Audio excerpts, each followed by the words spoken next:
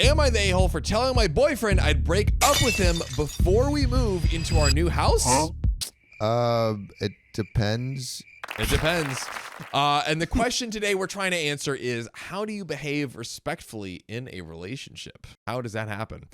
Spit in my mouth. Oh my. Well, Old Cup 6065 might help us Respect. answer that question. Unlike Sam. Respectfully. Respectfully spit in my mouth. Me, female 25, and my boyfriend, male 26, have been dating for about a year now. We have been unintentionally living together for 6 months and officially moving together in our new house in 2 weeks. Unintentionally living together? Like, oh, like they just like spend time at Like it just each kind other's of places. It evolved. It blossomed yeah. into basically living together. We haven't been talking about getting married, and I've been so happy until I decided. It's always the until. It's always the until. Until I decided to actually make a big deal about something that has bothered me for the entirety of our relationship. I've never gone through his phone, and we have never fought in our relationship until recently. My boyfriend has many female friends. Uh-oh. Stinky. There is a handful of them that I actually really enjoy and want to consider as friends as well. I will mention I am naturally the jealous type and I can be insecure. This is something I have been working on within myself. My boyfriend is an extrovert. I am an introvert. He has tons of friends everywhere we go. We both bartend in our city, so anywhere we go, we always bump into each other's friends. Sometimes I feel as if I'm invisible or that my boyfriend is too friendly with some of the other girls. I've expressed my discomfort kindly in the past. I've expressed that I would like to have date nights that don't involve others. Yeah. Have you done that? Yeah. You have? Well, like it would happen often with like on dates with ex. Literally going around with Sam anywhere is like we will drive like 30-40 minutes away in a hotel for like a business conference, and then it'll be like, oh hey, like who is this? Da-da-da-da-da. Oh yeah. That's from a true real life event. Happened many times. So I've expressed that I don't want to go to the bar and force myself through fake conversations anymore.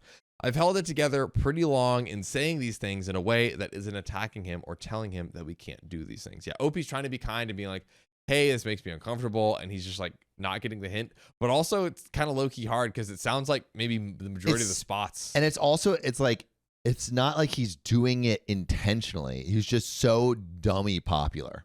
It's almost like dating a famous person. Yeah, exactly. Yeah, it's like a local celebrity. And then so it's like, what or do you Cam do? just says a local F boy.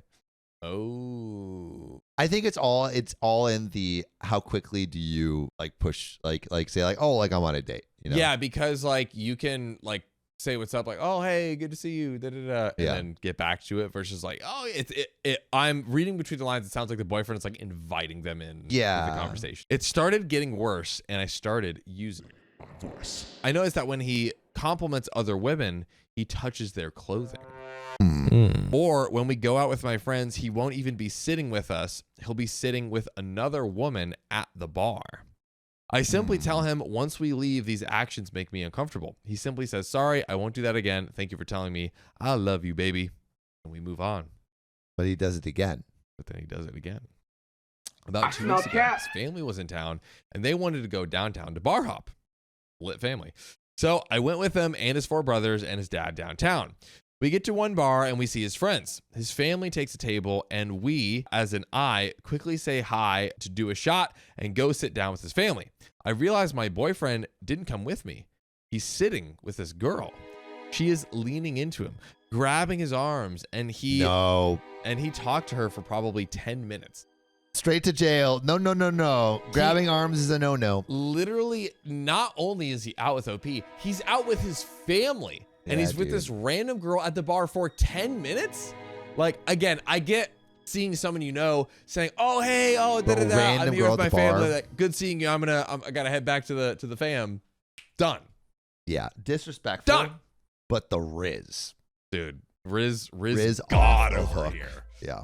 Oh, is he cheating? It looks like a lot of people are thinking that. I don't think he's cheating. I think he's just being disrespectful. He's a bartender. He works late at night. I think it's possible he could be a just like serial flirter. Yeah. And he's just like and he's really just gregarious and whatever. He likes going around just really getting into these flirt situations. And maybe he justifies himself with like, hey, I'm not like making out with them. I'm not hooking up with them. Yeah. But he's like constantly like touchy, super like over the line flirty with like all these women. His brothers even started joking that he came halfway across the country and his brothers don't even want to hang out with him. I joked along and said, I'll go get him. And I walked over to the two. I stand there invisible for a moment. Even time for another friend to see me, buy a shot, and take it. I was a little tipsy, so what I did was crazy. I took my shot and pushed myself between them and dramatically placed my shot on the bar and introduced myself to the girl. Oh, I mean, I think if you just like walked up and it was like, oh, hey, how you doing? I'm so-and-so, blah, blah, blah's boyfriend. I feel like that is, given that they're like obviously flirting, it's better. Is better. It's still like, it still feels, if I saw my partner obviously flirting with someone. Here we go. I don't know if I would go over there, but I wouldn't say I'm her boyfriend. She goes up. Maybe she goes up and she's like, hey, baby, your family's waiting. We all wanted to take a shot together. I would say something more like that. Yeah, because then that's like very natural.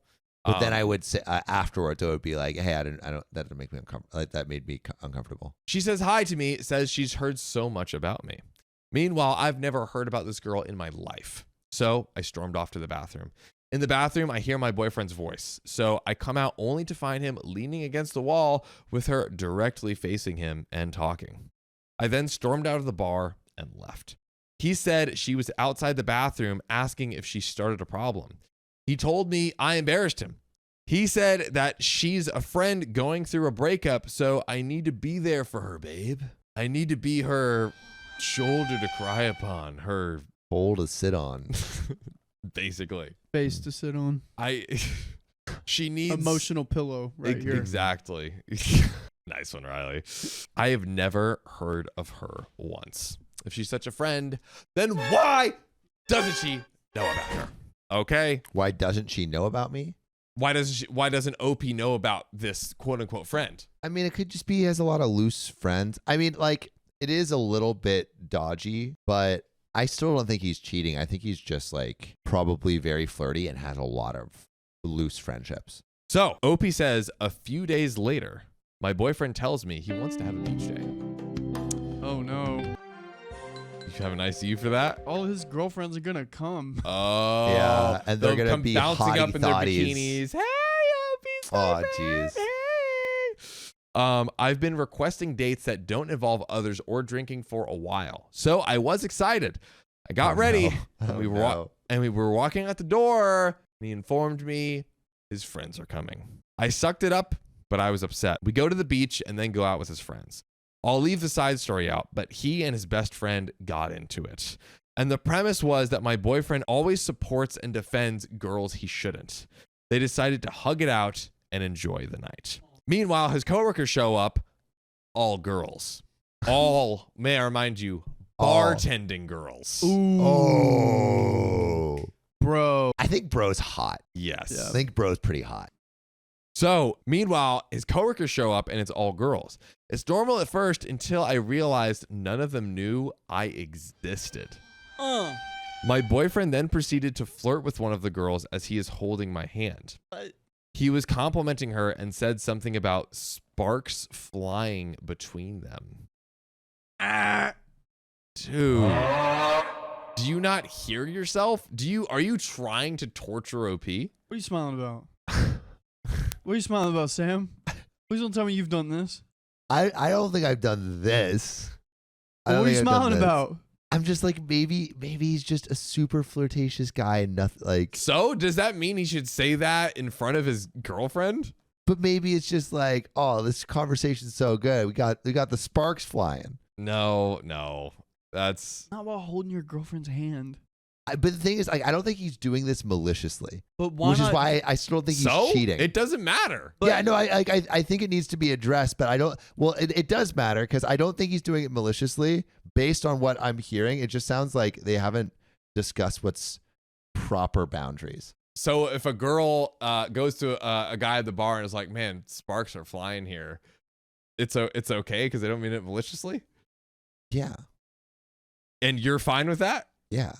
All right. but like sparks flying in like a fun way. I don't know. But like, It's making the partner uncomfortable though. Yeah, that's what's bad. But it's like that's what I'm saying. It's making the partner uncomfortable, which is what is bad. But I don't think this is necessarily like I don't think he's doing it maliciously. but Or do I you don't think he is doing it maliciously? I don't think it matters in this context. I think it totally matters. I think like, so you can still, people accidentally do things without malicious intent that can still hurt people. Yes. I I think they need to have a conversation about what boundaries are appropriate. Like I had a partner that was super flirty, and like there was elements of things that I was uncomfortable with, and there was elements that I was fine with, and then we just kind of like established rules for that. But in those, We ended up breaking up, but but in those instances of the things that were uncomfortable, even without malicious intent, I mean, that still like didn't feel good. I imagine. no, it didn't feel good. But I like that case. It was like something we talked about, and so I recognized this was not a thing done out of malicious intent. Yeah, well, it's just like, yeah, I feel like it's someone is entitled to not feel good even if someone does something out of not with malicious intent. Yeah, but it's like I guess this. So this sounds like a personality trait that has been happening from like the beginning, right? Yeah. And so like I think this is like kind of just who he is. There has been no or so far we don't know, like there has been no like cheating or anything. Yeah. There's been no emotional affair. It sounds like a flirty guy with a lot of like girlfriends, which I don't think is wrong in it of itself. I think what is wrong here is there hasn't been communication about, or he hasn't like changed his behavior to her liking enough yet. I could also see a mismatch in their personality types, but I think there's many. Think it's more of a mismatch in personality types. Yeah, but I think there's oftentimes, even if something is done without malicious intent, and there's different cases, but this one I feel for OP in this one. I definitely feel for OP. That is upset right now. Bro, I have been a victim of this though. Like I was understanding of my partner. So it's like, I don't know. This is just how I interacted. Let's see what else he does. Yeah. I feel like there's some other things. I held it in and didn't even say anything, but as soon as the girl walked away, he asked me if I'm mad. I said yes, and we left. Come to find out that this girl is also having relationship problems and he's consoling her. Wow. So that's the second girl in a row that like they're on the rocks Yeah. relationship Like wise. Like maybe this guy like just gives out relationship advice and helps out a lot of girls. Well, it's You know, like maybe that's just what he does. I literally, I know chat is literally coming for my throat right now. 90% disagree. I'm going to be honest. I think I kind of disagree with Sam here too. I'm just saying, if I was in a relationship with this guy, I think like I wouldn't have an issue yet. So Opie says, I got so mad I started screaming and yelling at him about my feelings. I never called him names or cussed at him, but I was screaming my heart out. He called me crazy, irrational, a B, and said, F you. I started yelling louder and told him if he's going to talk to me like that, then to get out of my house. He wouldn't leave. He started crying and using his speech impediment as an excuse. All right. See, this is where I feel like we could criticize him. Like this is obviously bad. But it was like certainly manipulation. It sounds like yeah. It's like love bombing and all that stuff. So he knows what he's doing. I think he already messed up before. I think this is the moment definitively where he's messed up. This is what I'm saying. So I had a partner who was extremely flirty all the time. I knew that from the get-go. Yeah. She was a flirty person, had literally all guy friends, not one girlfriend, all guy friends, and they were beautiful. They were hot as fuck. It was made me extremely insecure. But she picked you though. Look at you. Yes. Anyway, dude, but she hottie.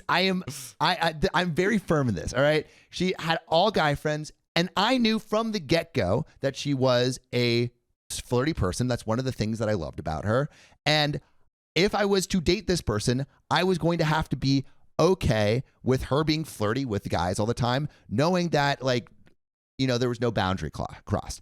There was a point where I did feel uncomfortable, and knowing that this is kind of who she is, if I was going to effectively make boundaries that were going to make me comfortable, I needed to be very specific about what those boundaries were. Create an actual boundary. Actual boundaries, not just like, I don't like how you interact with these people. That's not specific enough. It's not giving anything for anyone to work with. And so I literally was like, I just don't want you hanging out with guys alone in their apartment after midnight.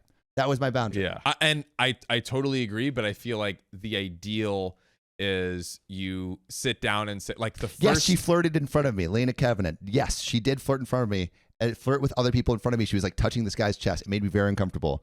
Yeah. I don't think she did anything wrong necessarily in that moment. I think she's just a flirty person. So Obi says, I told him this has nothing to do with that and everything to do with him not respecting me as his girlfriend.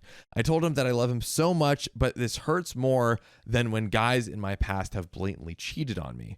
I told him I'm tired of apologies with no actions, and if he has to do this for his confidence, to grab his crap and leave my house.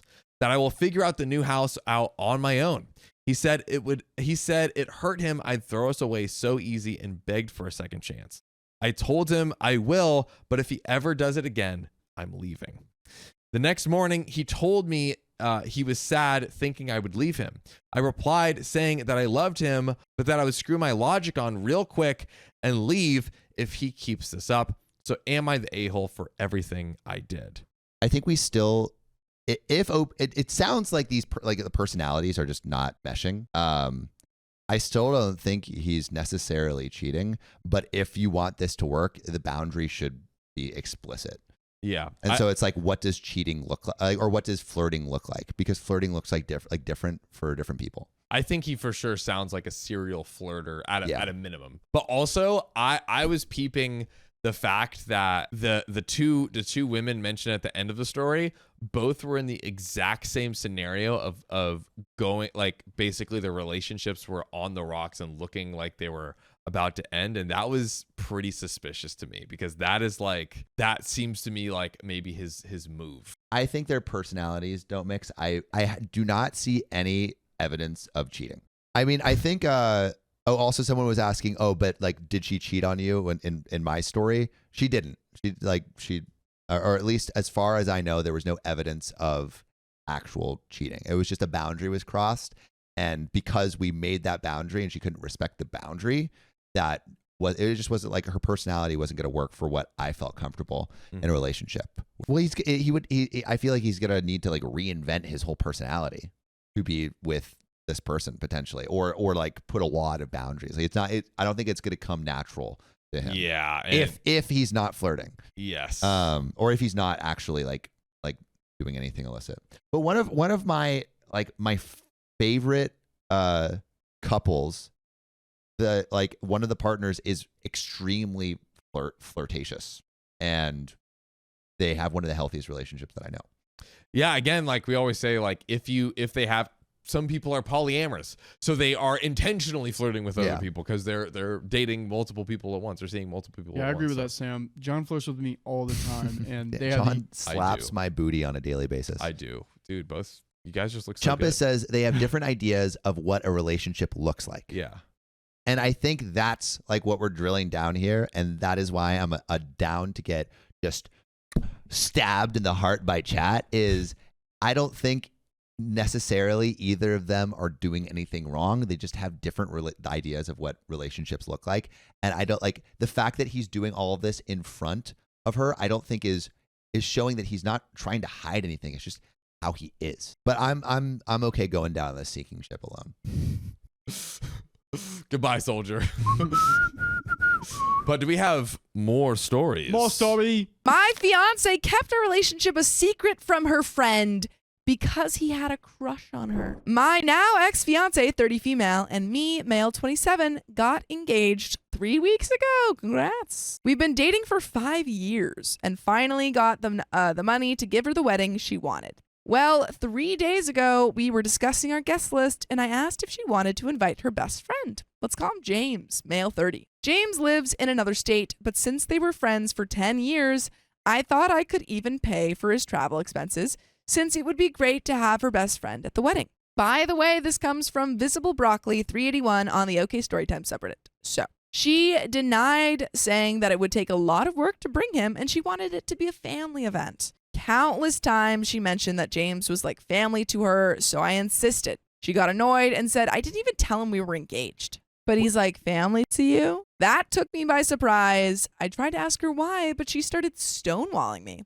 and I left her alone. After a couple of hours, I tried to ask her again why she hasn't told him we were engaged, and she still refused to answer me. I admit my insecurities got the better of me. In the past, James had confessed he had feelings for her, which she turned down and basically friend-zoned him. But by the way, she told me it always sounded like she had him as a backup, something not only me, but her exes realized. She married him online. They always made the World of Warcraft characters look like a couple, like wearing the same transmog and crap like that. When she had a fight with her exes, he was always there for her, and etc. I told her that made me uncomfortable, and if she was not planning to tell him, she might as well consider herself single, because I would not marry someone who couldn't be on it. That's fair. I mean, why can't she tell him? Yes, I was pretty immature, but she did something even more immature. She texted him while showing me her phone, something like, hey, just so you know, I'm engaged, but not anymore. I told her to pack her things and leave my house. Ever since she's left, she's been calling me, but I refuse to answer. My mom called me because she apparently called my mom and said that I was an a-hole for ending things for such a ridiculous thing. So am I the a-hole. OP didn't end things, though. Hey, guys. I just got home after talking to my still ex-fiancé, and since a lot of people asked for an update, here it is. I want to clarify a few things. As commented on my original post, I pay for the house since I bought it before dating her, and I asked her to move in since it was close to her job. I work from home since I'm in tech, but she had to go to work. That's why I paid for her car to help her commute. And honestly, her salary is crap. I was her partner, so I didn't see any problem with that. I thought she was the one, despite everything. She is smart, funny, we had chemistry, but I felt betrayed. To the update! We met at a coffee shop on the premise we would discuss how to save our relationship. At least, that's what she thought. A little... What's the word? A little trap has been laid. Trap, yes. A little scheme is afoot. As soon as we sat down, I asked to see their messages. She got defensive immediately and told me she had deleted everything. I asked to see her phone anyway. She started to cry, ugly cry, asking me to stop. At that point, I had already decided I was not going to be part of the relationship anymore. But dang, I was curious. Took a good 20 minutes for her to hand me her phone, a lot of crying, even a waitress asking if she was okay. You know what That's- this sounds like to me? What? I'm going to just... Say it. I hope that no one gets mad at me about this. It sounds like...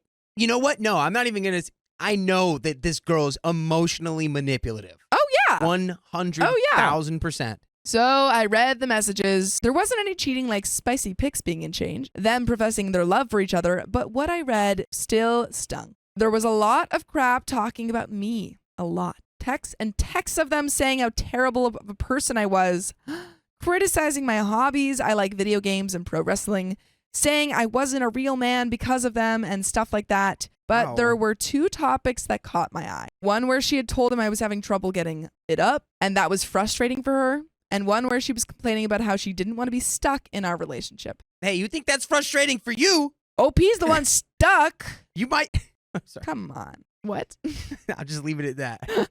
Yes, I was having problems in bed because I was sad because my father had passed away 6 months ago. And the stuck thing, I remember telling her that when we got married, if she wanted, she could leave her job and I would provide for both of us. I don't know if she took this the wrong way, but I guess it was related to that. I honestly don't know. By the time I gave her the phone back, she was already giving excuses on why she was saying those things to him, how he was like a therapist for her. And then she asked me, don't you complain about me to your friends? And I simply replied, no, I don't. Yeah. I'm so frustrated by this. I genuinely think that there are certain elements where you can ask for advice in a relationship to your friends and you can talk about Of it. course. But you shouldn't be complaining about your partner to your friends. She started crying again. I took a pretty deep breath and just said, just give me the ring back. I didn't have the ring with me like some suggested. She hesitated a bit, but gave it to me anyway. I stood up and asked her to delete my number and to not bother me anymore. Wow. I called her mom and asked her to pick up her daughter's stuff at my place. Her mom is a good person. I'm just realizing I'm going to miss her as I write this. She understood why I decided to end it, but she didn't ask much. And to be honest, I'm glad she didn't. As for my mom, I didn't call her. I just blocked her for things unrelated to this post. I just realized she never had my back in anything. I was always trying to save an already failed mom-son relationship. Well, yeah, it seems like it's crazy that your girlfriend who sucks mom is better than your mom. Like your mom and your ex-girlfriend were like in on it. Mom does not have your back. Mom does not have your back. Before I leave, I just want to clarify. I was never against her having male friends or any type of friends. People are going to cheat, friends or no friends. I remember my dad saying something to me when I was a teenager. He always said, opportunity makes the thief. But I do not agree with that. Great. I also do not agree with that. Anyway, since I have the next 2 weeks off work, I'm going to figure out what to do with the wedding money, drink some booze, play games, and watch Monday Night Raw later. Peace. And edit, a couple people are asking about the car. It's a 2015, I'm not going to, no free sponsors, which she crashed 2 times. Both times she rear-ended someone. Never liked the car, weak engine, the interior feels cheap and overall bad. So for all I care, she can keep that piece of crap. Cool. I would have more luck throwing it off a cliff than selling it. And edit 2, her mom called me a few hours ago to check on me and to ask when she could come home and pick up X's stuff. We spoke about the car and she basically forbid me to let her daughter keep the car because 1, I paid for it, and 2, X wouldn't be able to maintain it. So I'm going to keep the car until I'm able to sell it. God help me. Or drive it off a cliff, I guess. Send it over. That could be fun. Over. I've not seen with you in plenty it, of videos of but people send it sending off. old beat up cars over the cliff and Yeah. just like a whole festival for it. Yeah. Maybe you can donate it to that. Do it at that festival. Yeah. Also, some people call the story fake because they said I wasn't a real man for playing games, and yet they played World of Warcraft. To be honest, that's on me because I wasn't very clear. The real man thing was more about the pro wrestling hobby than the gaming hobby, but in some messages, they clearly mocked me for playing games. Life is Strange series. In one, I remember James saying something like, how could a grown man play such a girly game and cry? Yes, I cried playing Life is Strange. I also cried playing RDR2. Red Dead Redemption 2, and I will give that a free sponsor because it's one of the best I've heard. narrative storylines ever crafted by humans and also one of the best games ever made. The I'm Afraid cutscene still makes me emotional. I'm a crybaby, I guess. But you're not. That doesn't make you any less of a man. And you know what doesn't make you any less of a man? Either joining us live every weekday at 3 p.m. PST on YouTube. Just tap our profile. Also, I want to thank everyone who messaged me to talk about wrestling and games. It really helped me to take my mind off everything. I haven't replied to everyone, but I intend to. If anything happens, I'll let you guys know. And that is the end of that story. But man, oh man, you dodged a bullet with that girl because she sucks. I don't want to be I don't want to be married to a anymore. person who's even capable of doing this. She sucks. Oh, actually, yeah. To that comment about, sharing 6 positive things versus and then going into the negative. I think that when you want to ask advice from your friends about a certain thing, like with a partner, I think that you shouldn't do if you want to continue the relationship, you shouldn't be crapping on your partner or anything and being like, oh my God, they did this and I can't believe they did that. Yeah. It should be like, hey, I'm trying to figure out how to go through this situation and I'm looking for a little advice. Like that, I think you can ask in that way with your friends. It's about the right friend, too. Yeah, It's like, exactly. You can't just be going to every friend that and you saying, have, look, dragging I hate your this person. partner and then being like, what do I do? Yeah. You definitely, because then Also, it's you don't want all of your disrespectful to your friends to partner. think that you just Hate that person. and then they're gonna now have a bad relationship. Yeah. Relationship with your partner. Yeah, Because of stuff that you told them that they really might not have even needed to hear. exactly. And then you're still with them and they're like, why are you still with them? You don't like them. Yeah, and it's like, no, I do like them. I Yeah. just tell you all the bad stuff, and I don't tell you all the good stuff because I only want to complain about the bad stuff. Exactly. Nobody's out here sending paragraph-long messages Mhm. about these are all the good things that my boyfriend did this week. Also, Or if you have, are, yeah, shout out to you because Shout that's pretty out. cool. you just keep tracking them. Also, if you have a problem with your partner, talk to them. That should be, obviously you can get advice, but at the end of the day, the advice should be leading to you having a conversation with your partner. Yeah, That true. that is personally, I think That's always that's what the best friendship route. advice is for. It's like, how do I express this to my partner? Yeah. effectively. My partner of 7 years accused me of cheating. Turns out she has her own dirty, dark secret. I want to leave her. Am I the a-hole? Well, it depends what the secret is. Ooh, is the secret that... She loves you. I mean, hopefully that's not a secret. He's like, hey, babe, I love you. Shh. I was blindsided and was confused. She gave it a week and asks again to tell the truth about me cheating? I said no again. Wow, we're really being thrown into the deep end right Yeah, here. dude, this It's is just the like movie that starts in the middle, right? She then brought up a message from 7 years ago, a couple of months after we started dating, that she found. It was literally like the most generic bot scam dating site message. So she's just going through his phone, finding like, hi, From babies. 7 years ago. Hi, baby. You down for sexy time with hot singles in your area? To be fair, it had my details on it, but I literally couldn't remember anything. I just said it was 7 years ago. I haven't cheated, and it literally looks like some generic scam email. She said, okay, and left it. This bothered me a bit, and I thought it was really weird that she went through my emails of 7 years ago Yeah. to find me cheating. Yeah. I remember seeing on Reddit that a lot of people accuse others of cheating because of guilt and other things. So I decided that I would go through her phone the next time she leaves it to check. Oh, the start of a healthy relationship. A snoop for a snoop? A snoop for a snoop. Is this where we stoop? Oh, wow. Poet. I guess so. She left her phone on its own one morning a few weeks later, and I decided to snoop quickly. And yes, lo and behold, She's cheating. she was cheating. Oh, dang, my guy. You don't like to see it. You don't like to see it. We don't like to see it. She had about 30 guys No. on a message 30? app who she had been talking to. 30? 30, bro. Riz Queen. Oh my, I 30 mean, is a lot. at that point, it's just like bulk mail. Like, That's it's just crazy. impressive, though. Yeah, impressive. God. 30 people. That's, hey, put some respect on that name. Apparently. And then take it away because of the situation. But Yeah, exactly. Oh my God. Videos of her playing with herself and doing some effing disgusting stuff that they had saved. Dang. I grabbed my effing phone and took so many effing videos and pictures for evidence. and then furiously masturbated, then went back to getting it. Yeah.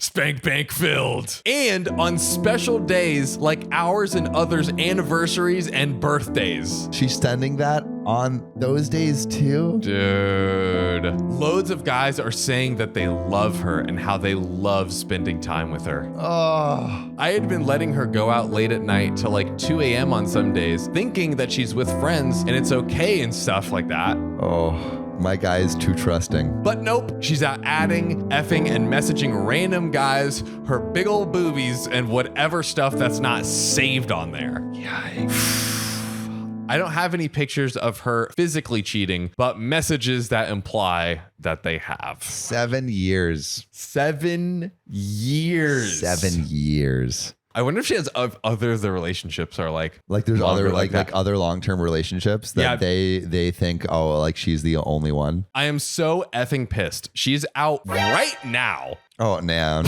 Oh God, as man. he's typing. But I don't know what to do. I was literally considering marriage just so I have a fair claim to our stuff, seeing as she works full time. I am so mad. Like, she literally had been crying at me being out of shape and needing to go to the gym and that she's depressed, etc. So I encouraged her to go out and make friends going to the gym.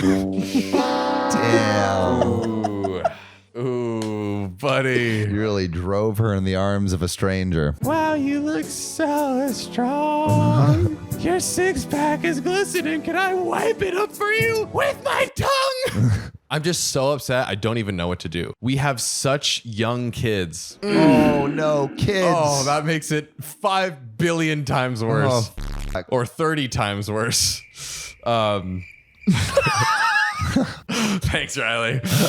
And I love them so much, but I can't leave them. I'm already depressed, and finding this out is just crushing. She would literally say to me how she hates cheaters and doesn't know why they don't leave if they're unhappy. Great question. I'm just so angry and sad that I just keep flipping moods. I don't want to tell people yet because I don't know if I need more evidence or if we can work this out. Oh man. I don't know if you can work this one out, my guy. This This is a little beyond that. I think we've crossed a couple lines. Can we compromise?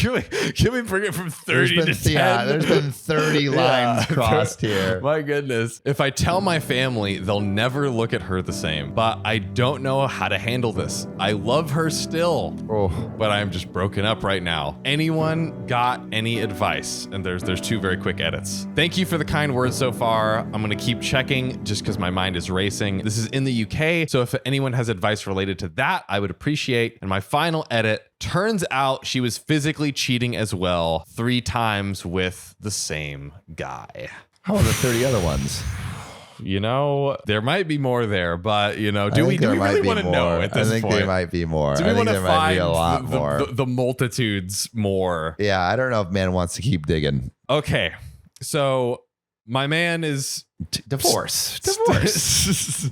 This is such an obvious one. Divorce. You got the receipts. You got the proof. Divorce. What if she's willing to bring it down to just 10? Okay. From 30 to 10. I mean, that's a big compromise, right? Yeah, she's compromising a lot. Reducing her cheating by 3x. I mean, that is pretty monumental. That's nothing to, I mean, I think OP should be willing to compromise. I think you should meet in the middle. That's what relationships are about. Ooh, so he cheats on 15 people and then she continues cheating on 15 people. Yes. Yeah. So they both meet in the middle. And then they all 32 of them start dating each other.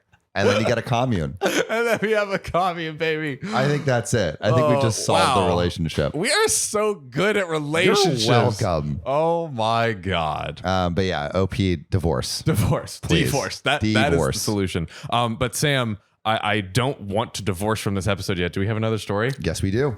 My family wants me to break up with my girlfriend for how she reacted to my brother's prank. It's just a prank, bro. Just a prank. Just a I prank, assume bro. that this prank was not great. Hi, Reddit. Long-time lurker, first-time poster. I know how the title sounds, but I could honestly use some outside perspective since anyone else I could ask is biased towards the situation. I have been dating my girlfriend, Lola, for about 2 years now. And overall, things have been great. My brother, Ian, has always been pretty weird whenever she comes up or is around. By the way, this comes from Throwaway Utonium, and if you want to submit your own stories, go to r/OK Storytime subreddit. Ian and I are very close, talking to each other daily, but the conversation will usually change gears right as I start talking about anything Lola related. I thought maybe he was jealous of the time I was spending with her, or maybe a little crush on her. Still, whenever we get together, he'd make comments about our age gap, poke fun at me for simping, and joke about her sleep disorder. Ian's always enjoyed a good prank, either pranking or being pranked. He loves to laugh, and I genuinely believe that when he goes to prank people, he means it in a way to share the laughter. When he's tried to pull pranks on Lola, though, he does things that he figured out trigger her disorder. Nope, bad. Like making sudden loud sounds, jumping out to scare her, and one time I caught him before he was going to do the shaving cream sleep bit while she was taking a nap in the guest room. I warned him in more detail that he shouldn't mess with her while she's sleeping. Interrupting her regulated cycles isn't good for her. And at the absolute best, she's the worst kind of cranky when she's woken up. Ian looked like he understood, and I thought that was that. I threw a New Year's Eve party a few days ago and invited Ian and a bunch of my and Lola's friends. Everyone was having a good time. My watch went off with the alarm that we set up for Lola to take a nap. She went off with a sleepy smile. I kept partying. A while later, we all heard a scream, followed soon after by cussing and something breaking. I panicked as it was from my room where Lola was, and I ran through, nearly kicking the door down to find she shoved someone down and was yelling at them. I looked to see who it was and saw a spider mask that I unfortunately recognized as Ian's from years ago. Ian, you nasty little snake. Godspeed, Spider-Man. I saw him scrambling to get away, but she only stopped when 3 of her friends pushed past me to pull her up and check her before she ultimately passed out in their arms. Oh my God! Whoa. Oh my God! Ian scrambled off the floor, ripped the mask off, revealing the work she managed to do in the time it took us to react. He started bawling, telling me that she was insane and abusive, that he only wanted to make sure she was going to sleep through the ball drop. You liar. You liar. Bro, you get what you Freaking deserve. liar. You've been warned. If you've been freaking warned multiple times, and then you do this, don't Come crying to me. Yeah, you get what you deserve. At this point, everyone started yelling. Ian looked terrified and kept repeating that she was crazy and that I shouldn't be with someone who could do this to her boyfriend's brother. Some of my guys were yelling that if she did it to him, she could do it to me. All of her friends were screaming about how he should know to leave a sleeping girl alone and how it was creepy. Ian ended up calling our mom to tell him that Lola heard him, and she's furious. Lola's friends ended up carrying her out against my protests, and my friends were nearly split down the middle. I remember standing there while everyone argued while the ball dropped, my mother calling me for the 10th time, and Lola finally texting me that she needs space to think. Since then, we've lightly texted. She expressed that she can't shake her fear of what happened, but she still hasn't told me from her side what happened. Ian and my mom are trying to convince me to break up with her and chastising me for not helping or standing up for my brother when he was being attacked. Also demanding an apology for not playing my part as an older brother. Bro. Ian has FaceTime a few other family members and now my aunt, who paid for both our colleges and the house my mom and brother live in and helped me get my apartment, is taking the 3-hour drive up to make sure her boys are okay, which is stressing me out even more. Why is everyone... Why are we bringing everyone into this? This is insane. On one hand, I know family is family and I should do what I can to stand up for the people who helped raise me and become the person I am. On the other hand, Lola is my girlfriend. I adore her. I love her. I feel like I should be there to protect her. I don't want to push her boundaries, but not talking to her is a different kind of hurt. Ian is convinced that he was doing a well-intentioned prank and was wrongfully punished for wanting to make sure everyone was enjoying themselves. She was sleeping. You don't wake anyone up when they're sleeping. Don't wake anyone. You don't make sure someone's enjoying themselves when they're sleeping. If it were me, I would probably do the same thing. I would be so get pissed. Really upset when people wake me up. It's very hard for me to sleep. I have insomnia. Just in general, don't go scare someone into waking up when they Pranks are supposed to be lighthearted. Sorry, yes. Pranks are supposed to be lighthearted and not hurt anyone or disturb anyone like in that way. I don't know if I believe that, but I've known Ian for 22 years. Growing up, we were inseparable. I don't want to doubt him just because love may be blinding me. How do I approach the situation with Lola? How can I convince my family that Lola isn't a threat? She's honestly the most sweet and caring person. She just can't be woken up, and part of me feels like she was pushed to that point. And edit. To everyone who has reached out to me with advice on how I can learn from this crap storm, thank you. To everyone that has helped me understand that just because family has done a lot for you, it does not mean you're indebted to them and can't have an opinion or a life of my own, thank you. To everyone that has reached out to me telling me that I'm such an idiot, I as a boyfriend, they hope Lola leaves me, they wish she beat both of us up, thank you. This won't be a full update as a lot happened yesterday and I frankly don't have time to get into everything with police and packing to deal with. In short, while a lot of you advised I wait for Lola to tell me her side before I confront my family, they all came over to my apartment yesterday morning while I was writing out a list of questions for them. I was supposed to go over the night before, but I texted them saying I needed time and if we could meet later today. But they obviously didn't like that and showed up unannounced. The fighting started almost immediately, and I initially was thrown off by them being there, but I matched my energy and started yelling back at them for their predatory and enabling behavior of Ian and how I couldn't believe they'd side with him over this golden rainbow baby aside. My aunt got in my face about disrespect while my mom cried and brother cussed me out, but I pointed at my computer and yelled back at them that if they genuinely believed Lola was the problem, then they were victim blaming idiots that I wanted nothing more to do with. My mom kept crying, but I got my aunt's attention with the computer and she got close to look at the screen. I was going through comments to write up all the questions. And after a minute, she turned back to us, really my brother, and said, "What is this?" I explained to Reddit that I'd posted for help. Ian then stopped comforting mom and pushed past me to get to the computer, asking what right I had sharing family business on the internet. My aunt stopped him and asked, "Why didn't you tell us you were alone with her? You never told me she was sleeping." And he had to freaking lie. Where- He had to freaking lie to get people on his Crazy. side. Yeah, because he's a prankster. He's a jokester. To say all heck broke loose would be an understatement. Like a switch, my mom almost immediately stopped loudly crying and looked over at my aunt confused. Ian started shaking his head and reiterating his version of the story, which listening to it was infuriatingly off. I'd figured out that not only did he tell my mom and our extended family a version of the story in which Lola was all too violent with him when he jumped from behind a door to give her a little spook, but he left out the details that put him in any bad light. I started yelling again, calling him a liar. But he started crying and called me a liar who was just trying to lie for my girlfriend. You liar! At the sight of my brother crying, my mom pleaded with us to stop, my aunt scrolling more on the screen. It felt like both a minute and forever that we were yelling in each other's faces about how the night went, how I felt he always used his tears to get his way, him yelling at me about how ungrateful I always was, etc. Unfortunately, I forgot where we were and didn't keep the volume down at all, and sometime later, there was a knock at the door. John, we're going to get back to the story, but I got to tell you, I've been loving these pearls that I got in Colombia. You are a delicious beaded man now. I do feel more confident at the very least, but I think these pearls pale in the amount of confidence an OK Storytime membership can get you. That's right. You get 60 plus hours a month of exclusive live stream content. That's advice that'll make you the best version of yourself. It's only $5 a month, so go to the link in our description, youtube.com/OKOP show/join. Crack open that oyster and get the blues. But let's get back to the story. I didn't know who it could be. Some dumb part Hope Lola, though I knew it wasn't. It was 2 officers answering to a noise complaint from one of the neighbors.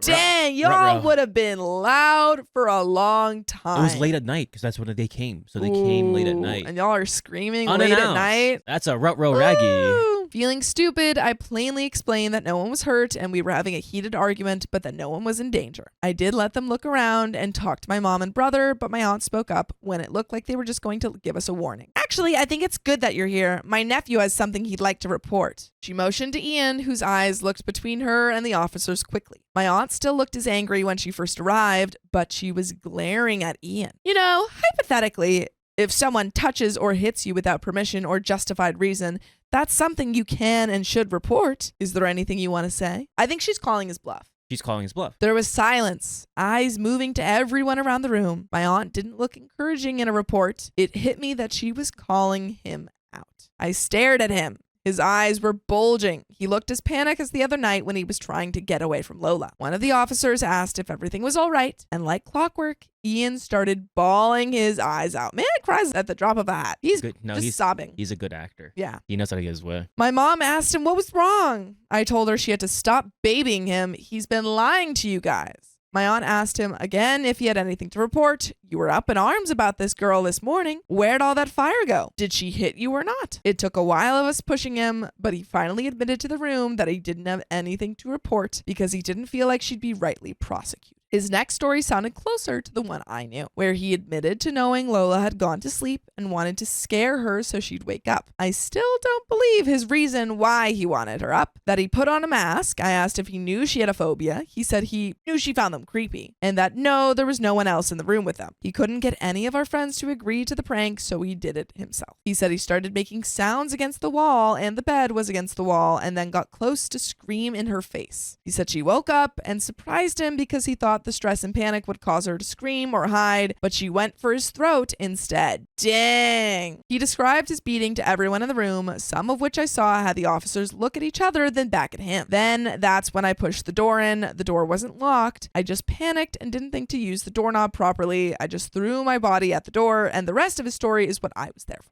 I'm sure if the police weren't there, I would have hit him. I know I would have. My mom started crying even more when he said she was sleeping, a fact that changed his entire story. And my aunt shooed him out. Everyone scolding him for his stupidity and a-hole behavior, while the officers explained that if it sounded like if what he said was true, Lola acted in self-defense. They also said that not only was what he did juvenile, but one of the officers asked my mom's permission to question him more as his behavior was concerning, and they wanted to make sure he wasn't a danger to himself or others. My aunt and I told the cops he was 22 at the same time, an adult, and they didn't need her permission. He looks a lot younger than he is, and he also behaves a lot younger. I mean, he's way sobbing. younger. Yeah. Upon hearing his age, one of the officers sat down with him and asked him to talk through his thought process. And the other officer explained to my mom and aunt that Lola could press charges given Ian's story. My aunt still looked pissed while my mom cried about being confused and over her baby. My mom literally looked at me and said she didn't understand how her baby could do this. I already knew I was deep in the BS of this family, but I realized that I couldn't grow in the earth that poisoned me, and I needed to get away if I was actually going to get better and stay better. My mom kept fussing with my aunt and another uncle on the phone, crying over the drama, while I texted a friend of mine who lived across the city if I could stay with him. I was feeling overwhelmed with all of them and didn't want to be within a few minutes of the source of the problem. I also wanted to give myself space to think and understand with a clear head. You don't need to be around these people, especially if your mom, even after we found out the truth, is still kind of... That's crazy. Like, even with the babying truth him. out there, they're both...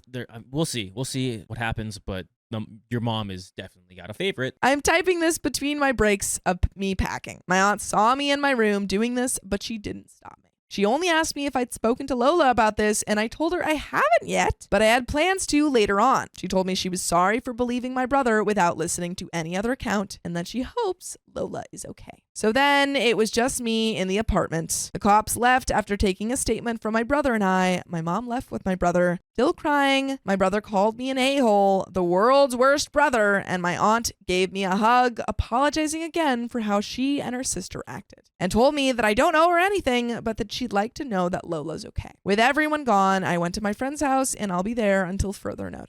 He couldn't make it to the party, but he heard about it from multiple people. As far as Lola, yes, I did meet with her yesterday, as excited as I was to see her. I know that most of you were telling me she was going to break up with me, so I'd been preparing for that. Whether I ended up single or not, I wanted to make sure she was okay above all. I know I don't deserve her as a girlfriend, and I'd much rather she not be with me if it meant she was safe. Aw. Dang. You didn't do anything, and Dang. this is crazy. Like, none of this is your fault. Yeah, You gave all OP's the like warning. standing up for his girlfriend and standing up to his Yeah. family. This is so sad. Yeah, I just hope maybe Ian can like apologize. But Yeah. I mean, I don't know. I don't know if she would want to see him.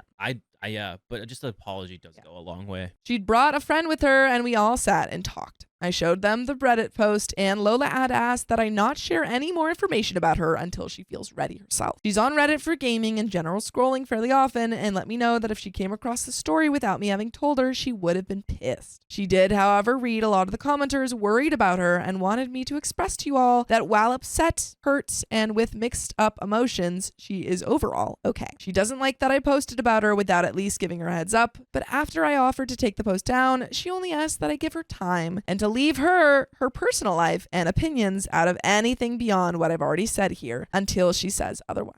In short, she did break up with me. Whoa, really? This is so sad because it's That's- like he did nothing wrong. He did nothing wrong. Again, it was the heat of the moment, and he tried to talk to her after, Ugh. and she didn't want to talk to him. When I told her about the police telling us that she could press charges, her friend laughed and told me that they were more than aware. She thanks everyone for their concern and told me she really hopes we both learn from this. This section was approved by her. And you know what we always approve of? Guys, listening to full episodes with stories just like this. Just go to Apple Podcasts, Spotify, or your favorite podcast app and search up OK Story. But there is a little bit more to this story. So yeah, unless I'm forgetting something, that's all I have / can give right now. My mom has been calling and texting me, telling me that this whole ordeal has made Ian and her a wreck, and she can't believe I'd let a girl do this to us. I blocked my brother right after he left my apartment, and I just blocked her. My aunt has let me know she'll talk to her, but I don't know how that's gonna go. I understand that this isn't what everyone wants, but none of this is anything I want either. To everyone who has nothing but bad things to say about me, I get it. I'm an a-hole. No, I I don't believe this. I really don't see that. I feel like we read different stories. Like where OP, did you OP didn't do anything. didn't do anything. I think that and stood maybe- up for his girlfriend. I think that's maybe what it is. OP didn't do anything in the moment, but in the Yeah. heat of the moment, He didn't sometimes know you what- just don't know He what's also gonna didn't happen. know what just happened. Yeah. To be fair. Yeah, he tried to resolve things as soon as he could with a steady mind. And this was also during New Year's Eve. Yeah. He tried to stop them from leaving the party. I don't understand. I think OP deserves none of this. That's crazy. He's an innocent bystander, if anything. He's like, wait a minute, what? I appreciate any and all advice I've been given. I'm going to take a break from not only the BS in my life, but this Reddit stuff too. I know I have a lot of growing to do, and I can't do that in this environment. Thank you to everyone. And that's the end of the story. That's crazy. Okay, you guys tell us if you think that he is the a-hole. No. The only thing I can imagine is He that didn't do anything. he didn't do it in the moment. But, But he again, tried to rectify it literally the next day. yeah. At the time of them leaving. But he's just like trying to put all the pieces together. Yeah. And guess what? Lola didn't even want to talk to him about it. Yeah. Is He was, Lola like, trying to kind of is Lola kind of an a-hole? I don't think she's an a-hole because she's probably a little bit traumatized. 100%. But like, I she- do think he's getting a lot. Like, I understand why she might not want to be with him because she had this traumatizing experience and she's like, well, this is your family But and it the was a fact that- lot. In fact, she's like, hey, listen, I'm pushing away my family and my brother all for you. And she's like, no, I don't know. I don't know. If you were in Lola's situation, because she was warned, not necessarily she was warned, but she knew about the antics and being a prankster. And then he also probably told her, like, hey, I've warned Ian not to do this, especially with your sleep and all this stuff. Yeah, it seems like he took the precautions to make sure, like, he was like, Ian, don't do this. And he thought he Still did it. You know, he trusted his brother. And I feel like OP did everything that he could do Yeah. in the right fashion. But- so I feel bad for OP. dang, man. Let us know what you guys think, if you think he's the a-hole and why. But that is the end of that story. My girlfriend ditched me for an after party. I'm done with our relationship. C'est la vie. Mon chéri. I, 24 male, and my girlfriend, 23 female, Anne, began dating in college. Last week, Anne invited me to her coworker Joe's party. I had heard a lot about him in the past, and he and she really seemed to have a lot in common. Oh, Mr. Joe Cool. Yeah. Especially with their taste in music. Apparently, he was an amateur musician with a fairly successful YouTube channel. Joe initially invited only Anne, but when she asked him if I could tag along, he said it was fine. The party was on Saturday evening. It was a fun party with about 30 people, held at a restaurant Joe had rented out. Towards the end, though, I wandered into Anne's little discussion group, and I immediately got the feeling that nobody really wanted me there, most of all Anne. It was her, Joe, and a few other people. Thinking that I was just imagining things, I hung around and listened to Joe basically boast about himself the whole time. A little while later, I wandered off to get myself a drink and chat with a few other people. Eventually, the time came to leave, and I went to find Anne again. Joe approached me at that point and said that he was having an after party over at his house. I was going to refuse, but then he said, sorry, man, only Anne is invited. Yo, this guy's such a tool, dude. Wow. No While way. clapping me on the shoulder. I first told him not to touch me, Yeah. and then said she's not going. He informed me that she had already accepted the invitation. I texted Anne immediately to ask where she was. She responded, sorry, on the way to Joe's place. I'll see you tomorrow. Love you. I asked if she knew I wasn't invited, and she then left me on red. I drove home furious. I stayed up all night, and finally Anne walked in the door at 5:42 a.m. I know because I was by the window watching. I recognized the car as Joe's and the driver as Joe. Nobody else was in the car. Anne waved him cutely and laughed at something he said at 5:42 in the morning. Anne came inside and acted surprised to see me still up. At this point, I flatly told her that we were done and she had the rest of the day to move out. Anne was at first confused with me, and then I told her that she could just move in with Joe. She rolled her eyes and said nothing happened. She gave me the spiel about my insecurities and imagination. I said it didn't matter. After this back and forth arguing, Anne finally relented and sarcastically thanked me for wasting the best years of her life. If these are the best years of your life is pretty lame. Anne finally moved out yesterday, and it was pretty dramatic. She said that she loved me and that I was throwing away everything over a party. Did I do her wrong here?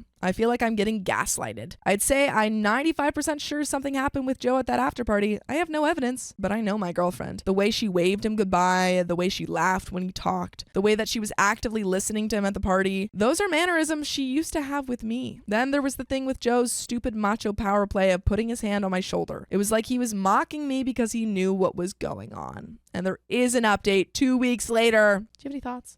I have the same thoughts. I don't think OP is in the wrong at all. No. I think No. that your girlfriend disrespected you. Like in Massively? such a blatant form that it's like It doesn't really matter if she cheated or not because she just was rude. yeah, it's just like to the point of like, so you're gonna go to an after party I'm explicitly excluded from with a dude that clearly like Is is trying into yeah, you. Yeah.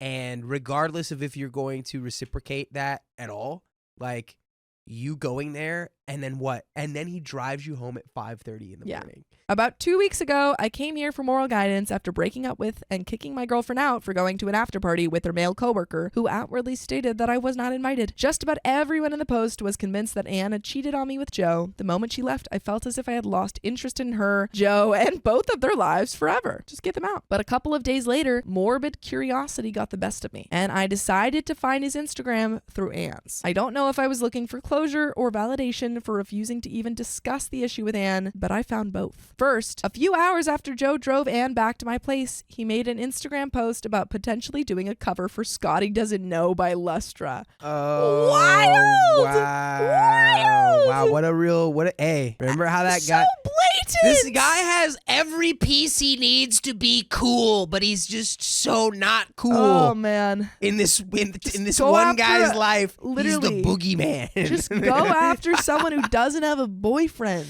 Yeah, for real. Come on, dude. The comments were full of people saying he was going to hell with laughing, crying emojis and the shushing emoji. I recognized some of the commenters as people who had attended the party. Oh, so everyone in the comments to that post was like, you're so funny, dude. And this might make me sound like the villain, but like, guys, it is so clear who has the cool factor.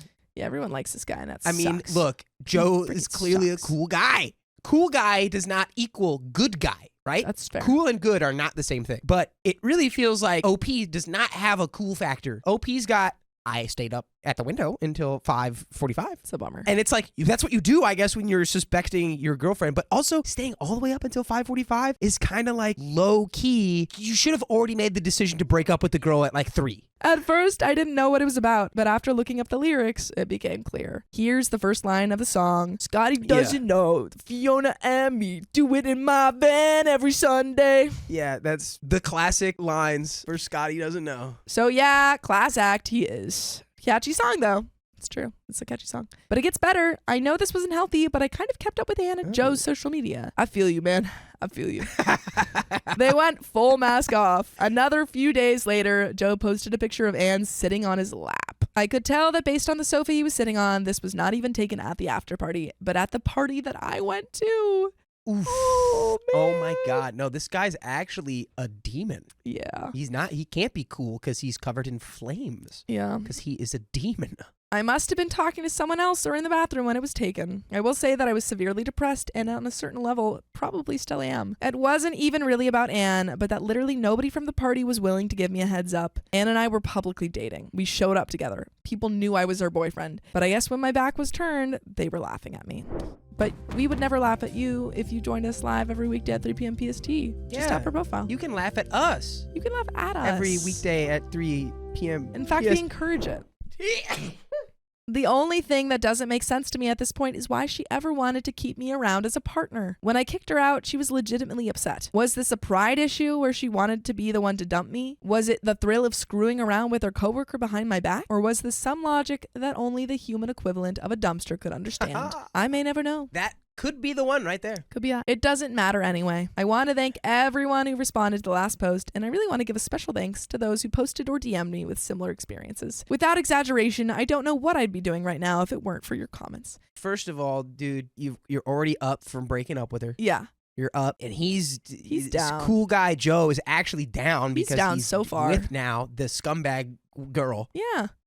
And she's going to cheat on him one day. Yeah. Because you get him how you keep him. I mean, you get him how you win him. And you'll find your reflection. You'll find your other partner. It just wasn't this lame girl. And the reason she wanted to stay, that she said she wanted to stay. She wanted a place to live. For sure, she wanted to be a hobo, and she also probably like has her own complex in her head where it's like if she doesn't admit it to herself, then it's not real, so she doesn't have to worry about it. Yeah. She just sucks, bro. Don't even worry about it. Don't The even reason worry why about it. she pretended, because she sucks. And you're on to the next. Exactly. I ruined my best friend's engagement because I found out she was cheating. Why are you cheating? Me, 30, and my best friend, Mary, 31, have been friends for 8 years. During this friendship, Mary was aware that cheating in a relationship is a big no-no for me, as all decent people should. Even when I find out celebrities, colleagues, or even people I don't know break up because of cheating, I get this bitter taste in my mouth. As you should. By the way, this comes from Tear Relative on the r/OK Storytime subreddit. So, it's all because all my life, my dad is a serial cheater. And even now, after 34 years, he still is. It started when Mary and I worked together on a cruise ship for the first time in our years of working on different contracts. We finally got the same ship and same contract dates. Nice. She is already engaged by this time and will be married in just a few months.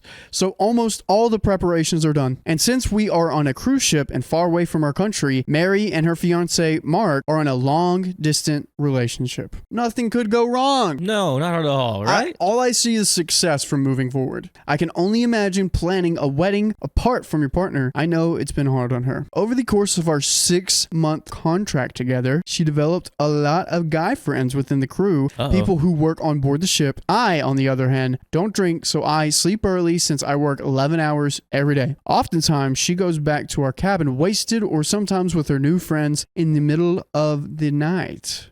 I hope those are the girlfriends. Yeah, sometimes it will wake me, sometimes not, which being a crew member for years of living with different kinds of roommates, I'm used to it. But one night, I cannot fall asleep because my partner and I had a fight and I was waiting for him to reply. I heard someone open the door and I heard a man's voice snickering, obviously not to make a noise, and Mary's shushing noise followed him. Oh no. Mary, what are you doing? For context, we live on a cabin with a bunk bed and I'm a talk bunk and I have curtains for privacy. Obviously, they won't be able to tell if I'm awake or not. Then I heard kissing noises and felt movements soon after they were doing the deed. No. Do you stop her or not? I record it. No. Just for evidence. Oh, hey, yo, No. For evidence. For evidence. For evidence. Oh, For okay. evidence. For evidence. For Okay. evidence. For evidence. For evidence. So you can send it to her partner. Because you think her partner's going to believe you? Like, I don't know who you are. You have evidence. You need proof. You can't just say lies. My gut fell and I wanted to be a mean, nosy BB and go down and ask them what they think they are doing. But I just stopped myself, telling myself it's none of my business and that I can deal with her tomorrow. Yeah, I would record them leaving together. At least some proof. Maybe like, not even the like video proof. Like you can hear them.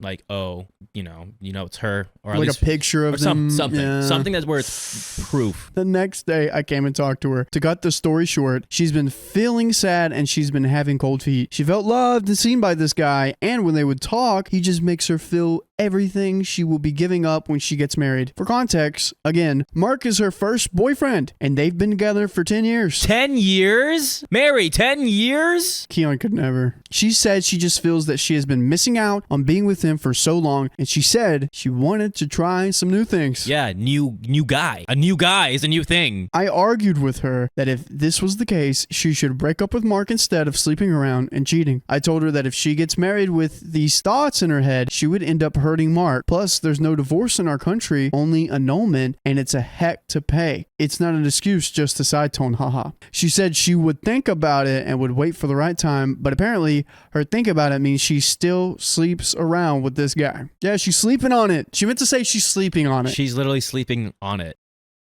I hate every bit of it, but she asked me not to say anything and not to ruin anything I am not a part of.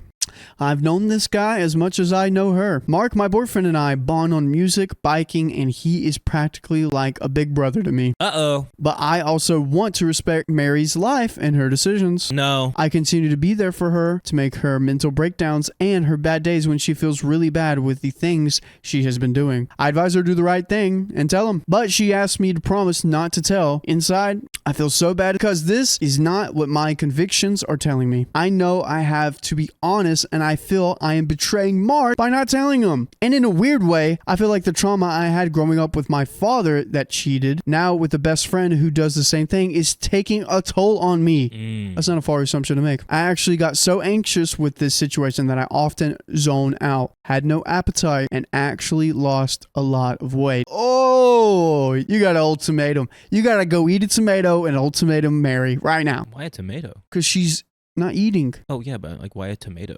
Ultimatum tomato. It was a joke. I'm a comedian, dude. This is what I do. I'm working. Laugh. I'm laughing, just not with you, just at you.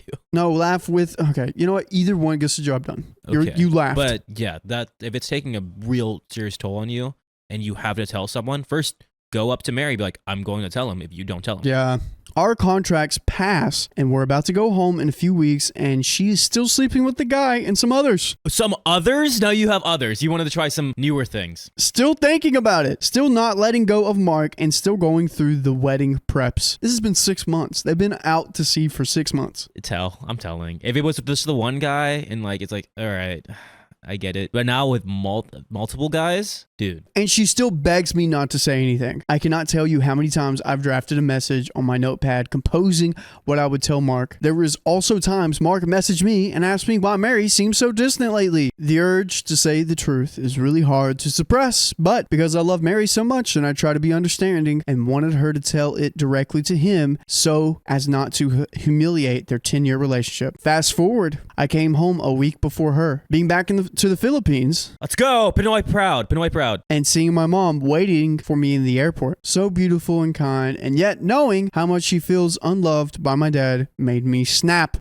On that day, I came home and I sent a WhatsApp message to Mary. I'm telling Mark. Let's go. And turned my phone off. I met up with Mark that same night and told him everything.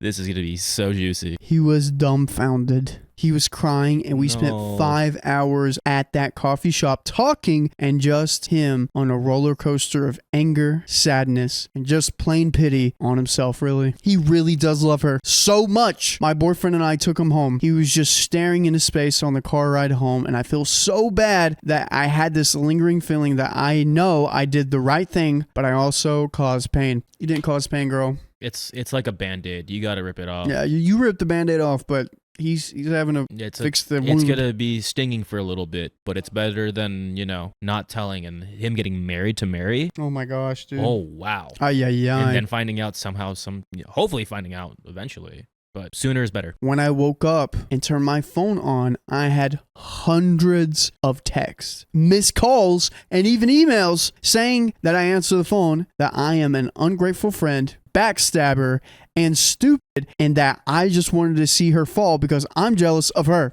Okay, now we're just throwing punches without looking. Too many playthings are going on in Mary's head. Like, if you're gonna say something more personal, Yeah. I'd be like, oh, no one likes it whenever you snore. You just want to be me. Yeah, like, come on, like, in this moment, like, she's not even clever. I'm sorry, that's mean, but you want to be me? Yeah, dude. I really want to be the scummy cheater that's that's what I dreamed hurting to be. everyone. Oh, dude. She said she was planning to go home and confess to him directly so that she can reason with him to continue with the wedding despite the circumstances. The wedding's over. There's no wedding. She said that she had never seen this evil side of me and she pities me because there's nothing interesting going on in my life that I had to cause drama in other people's life. And you can see drama filled in other people's lives every weekday at 3 p.m. PST. Just tap her profile. Bingo. She's trying to hurt her with words, man, but like, It's done. it's done, Like, dude. if I'm going to lose my friend because they're making scummy moves and they know they're making scummy moves, okay. All right. Bye. Cool. I'm not gonna like be not eating and not feeling like a bad person because of this. And was it the right thing to wait 6 months before telling him, actually? No, I would have told him, but But you would have lived with her. You would have bunked bed with her. I don't care. What is she going to do? What is she going to do? She knows where you sleep. What is she going to do? Who knows? She knows where you sleep. She's just going to keep sleeping with the guys. If anything. Yeah, but like, she knows where you sleep and she could hurt you. I'd be like, I'm doing you a favor because one, helping Mark out, helping you out, and helping those guys that you want to help out. Do you think, and I'm really hoping that we already know the answer, but when Mary gets home and talks to Mark, do you think there's still going to be a wedding? Oh, no. Well, if Mary were to talk to Mark, she could have manipulated a wedding. Oh, 100%. But no, this isn't going to be a wedding anymore. No. I felt worse. I haven't replied to her, and it has been 3 weeks from then to today as of writing it. I deactivated all of my socials because I heard from my friend that she has been posting cryptic status online. They just called it off and informed everyone on the guest list. I still receive emails from her to this day saying, I hope you're happy, and you're not a hero, you're a villain. Mark had messaged me saying thanks, but that's about it. I think he is also off the grid and not talking to anyone. I feel so bad, and the way she reacted to me made me feel like I an a-hole for telling. So am I? Sorry for the long story. I'm just really riding the way I feel, and it is so still fresh. You did the right Do the right thing. Everyone here hopefully would have done the right thing. This is one of those things where everyone loses. Yeah. Oh, yeah. Everyone loses, but it's the right thing, especially on your conscience. And being a warrior of the truth is a hard path to follow. 100%. My girlfriend can't stop gambling. She's $32,000 in debt, and it's getting worse. At work, don't stop. Oh, here we go. Commit. I'm 35 and my girlfriend is 30. We moved in together 2 years ago. We decided to combine our incomes, foreshadowing, as we are in a serious relationship and considering marriage, but wanted to know each other in our natural environment first. By the way, this comes from Difficult Meet 204 on the r/OK Storytime subreddit. So, after a year of living together, she told me that she had $32,000 of debt and explained how her mother had pawned some fairly heirlooms due to a family emergency. That's just what happens sometimes. That's what happens sometimes. She took out a loan to help her mother recover the jewelry, but never fully recovered financially. She didn't mention it earlier because she was afraid I wouldn't move in with her and combine finances without knowing about it. I will say super quick, just so far, that's more than fun. You know, like yeah, it's tough. You know, 32,000 isn't nothing, but you know, she's doing it for her mom. Seems we're reasonable. okay so far.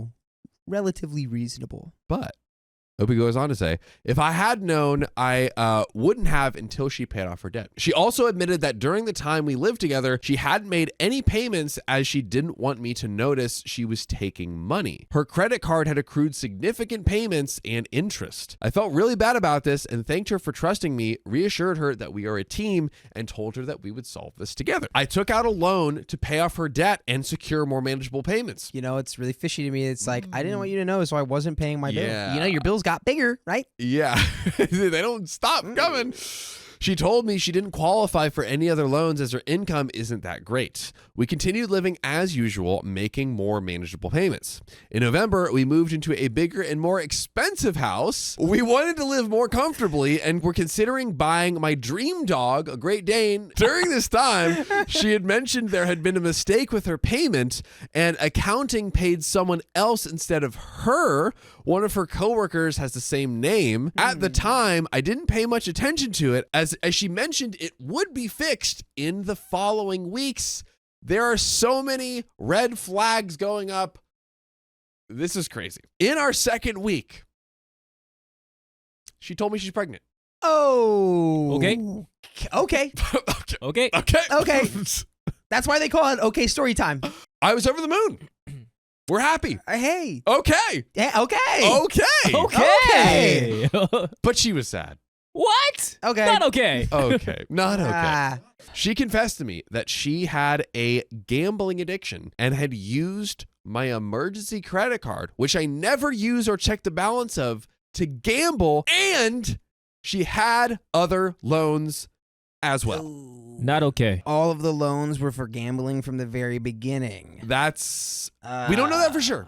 I'm going to go out and say that but- that's what's happening. It turned out that she had maxed out my card, and the total debts was about $100,000. Okay. You know, maybe be better at gambling if you're going to do that. I don't know, man. Whoa. She said that she didn't want to have a baby we couldn't afford. I was crushed. I wasn't expecting a baby, but definitely wanted to start a family with her. And at first, the baby seemed like a blessing. However, upon learning about the debt, I realized that we couldn't afford a baby. We decided to terminate the pregnancy at 8 weeks because of her gambling problems and the debts. The next couple of months were a struggle with the trust I had in my partner and the debt I had incurred, and I entered into survival mode.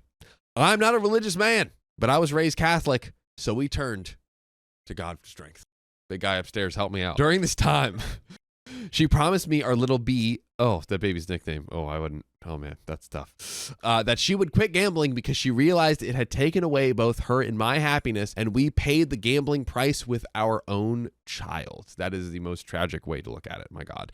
She said she was only getting help, that she just joined a group that helped people with their addiction, and just a few weeks ago, life started to feel worth living again, and I was able to feel some hope. Goodness gracious. You definitely needed some after all that. Nothing's going to go wrong from here. I like how she's put we, like OP spent money on, the gambling. Yeah, addiction. it's like it was your name on it. So like, sorry, but like, that's not my name on it. Yeah, that's a our problem, not a me problem.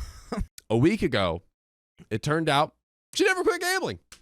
She never quit. Yes. She didn't quit. So that's what happens when you're addicted to gambling. She didn't quit. She managed to get a new credit card. I do not know how. Oh, I know how. Because banks are evil. There we go. And she spent a month's payment already. I broke down and had a panic attack. I started sobbing and hitting myself until I lost all my strength. I was furious because she had promised on our baby to never do this again. I wanted to take my things and leave, but at the same time, it felt like she was a victim of herself too, and I could see the pain she was feeling. This is true. Yes, real quick, I think, but that doesn't mean that you have to suffer through it. That doesn't mean you have to stop helping her and supporting her in, ways that you can.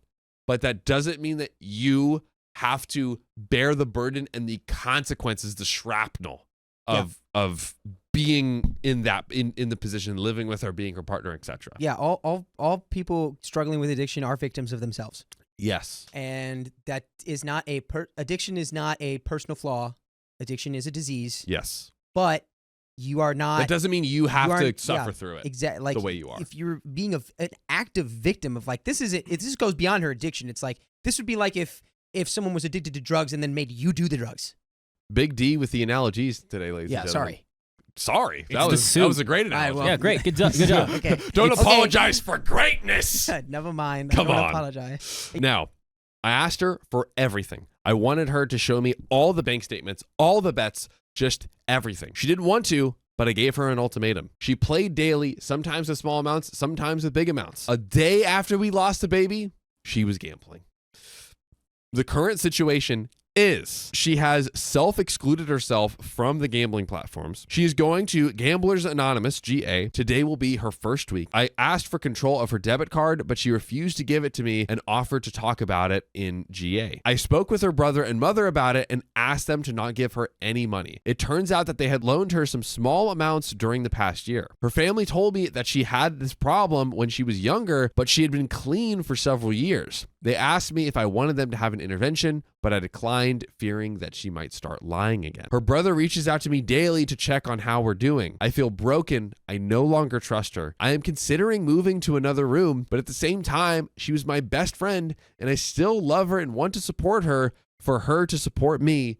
By the way, you can always support us by tapping our profile and joining the live streams every single weekday at 3 p.m. PST. You don't have to gamble with your entertainment.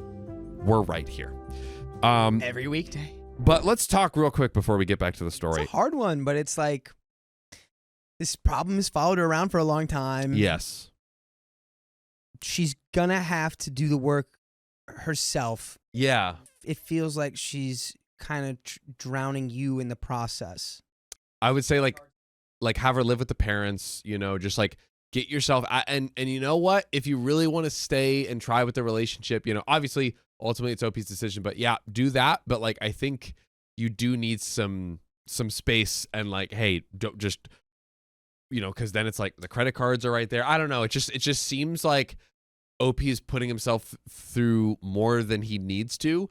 And it's always like a very nuanced situation, but it feels to me like the tipping point has been reached in where it's like, you don't have to stay in the relationship or live with her with, your cards and stuff easily accessible at this point. Yeah. So I'm waiting for her to come back from Gamblers Anonymous, and I don't know what to do. We have been together for 4 years, and just a few months ago, I was sure she was the one. I wanted to marry her and live the rest of my life with her, but it's just worth saving. Can it be saved? I am fully in survival mode and feel alone. I can't talk to my family because they asked me to leave her. Wow. So OP's effectively cut off from his family too, well, dude. I think you're just not liking the answer that you got. Your family's telling you to leave her. That might be what you have to do. Yep. Mm-hmm. Or separate. Maybe not like whatever. Like yeah. She needs space to figure her stuff out. I can't talk to my friends. They will always judge me about this. I am living day by day, and I know this is hard for her too, but I'm at my lowest. Any advice on what to do now? And super quickly, everything we just said. You just need space to figure it out. Yeah, pretty much That's everything. That's it. Wait, and We've what's already going said on with the baby? Where's how? Babies? No baby. Oh, baby is no baby. Okay. My fiance said his main priority will always be his family. I don't know if I can go through with the wedding. Marry your mom then. I guess she's married to the game already. That's what it sounds like. Apparently. I, 26 female, loved my fiance, 29 male, whose name is Jack. Oh, I already don't like the past tense of love. Right. But unfortunately, I realized that he is so much into his family, he's not ready to build his own. Oh, God. Okay. By the way, this comes from user Saint Minerva 007 on the r/OK Storytime subreddit. We've been together since 2020. He's living next door to his parents. He's in a rental. His house is 2 steps away from his parents' house. Currently, I don't have any issue with that, but I don't want that house to be our first home. Not only because of his parents. That house has been his bachelor house for like 3 years. Even to this day, every night, his friends come over, 3 or 4 guys smoking in the house. Jack is not very good at cleaning, and I already gave up on trying to clean it. Oh, jeez. I told him that I don't want to live in that house. We spoke a bit and decided not to move my stuff into this house after the wedding. I was going to come and stay with him regularly, but not completely move into this house. His rent contract was going to end in October, which is 5 months after the wedding, and the landlord said they don't want to rent it anymore. We are supposed to eventually move elsewhere anyway, but still, I stated that I don't want to live there because that's it. If the landlord changes his mind, I don't want to drop a bomb later on. OP's putting her foot down and said, no, not living in this house. Don't care if we can. Don't care if we can't. Yeah. We're not doing it. It's gross. It's gross. I wanted him to know that very clearly. He said he understood my decision, and together we came up with this plan. After speaking with me, he went to his mom, told her that I don't want to live next door to her, and I will be looking for a new house. Of course, hearing this very boldly like that, she angrily said, I was going to go to our hometown after your wedding anyway. She won't be living next door to her mother-in-law after the wedding. So the mother, after hearing that OP doesn't want to move into that house, angrily said, I was going to go to our hometown after your wedding anyway. She won't be living next door to her mother-in-law after the wedding. Okay, mom's moving. Yeah. Mom's moving. Back to the hometown. Mom's moving back to the hometown and is like, well, if she doesn't want to be next to me, then she doesn't have to worry about it because I'm not going to be here. Right. She's Okay. just throwing a hissy fit. I don't blame her. What bothers me, I think from now on, Jack and I are a family of our own. We don't have to share everything happening in our household to our parents. He doesn't understand this. I told him that he wasn't supposed to tell her like that. He said he needed to let her know. I told him if he really thinks she should be informed, then he should have told her that we decided to do this together and it's a decision for both of us. But instead, he insists that this is my decision and he won't be telling his mom that he agrees to this decision and that it was taken together. And his reason to this is, I don't have any issue living in this house with you. You're the one who doesn't want it. Everything I've heard so far, I agree with this guy. I don't agree with OP. Because it's true, he didn't really, sure, he can agree. It's like, I'll move into another house with you, but I'm not going to tell my mom it was our idea, it's your idea. It's okay.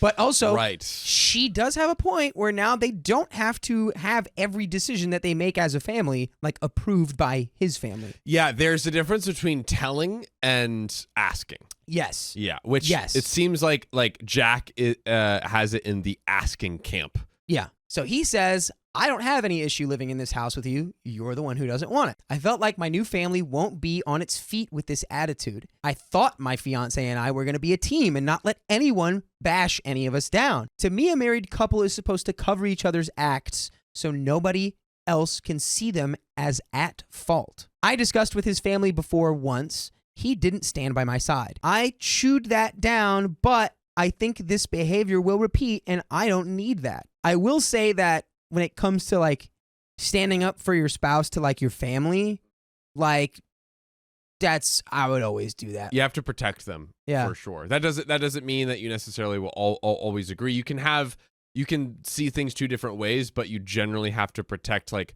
your partner's like not feelings, but like, I don't know. You have to protect them. Yeah, generally. because I agree with that. I just think I don't agree with like the degree that OP is presenting it. Yeah, it's like no matter what, you guys got to be together. But Yeah, it's like, okay. Yesterday, I told him that I'm tired of trying to make him a husband that I would like to have. I accept his personality as he revealed recently, and I don't want to marry that person. Okay. She said, fine. Divorce. There we go. Am I really the a-hole here? If my understanding of family is not correct, I really want to know this. Note, there are comments about him being filthy and how did I accept it? Honestly, he made me get used to it. In the first year of our relationship, I never accepted the behavior and tried to fix it. I openly told him that his house is not clean, but he told me, it's clean to my standards. If you don't feel like it's up to your standards, you can clean it yourself. Come Ooh. on, bro. That's bad. Keon just starting mischief over here. I'm gonna ignore that. Sorry, I had that stood out to me.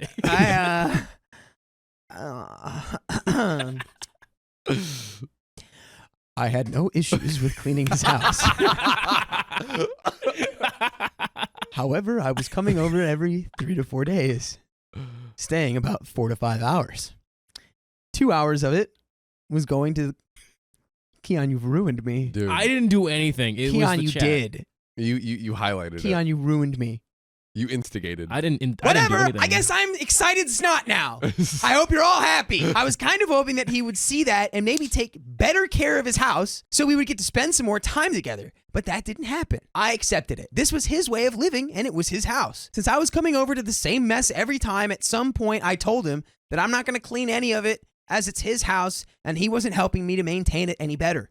I even offered to call a cleaning lady once a week to clean his house, but he didn't accept it either. Whoa. Basically, in time, he made me get used to that. I did my best to accommodate myself without doing unnecessary cleaning when I come over. Note number 2, I see the comments related to me trying to change him and it's not cool. You are right, I may have tendencies of trying to show him a different way, the way I prefer things, but as you can see in note 1, even if it's disgusting to me, I was always ready to accept him the way he is.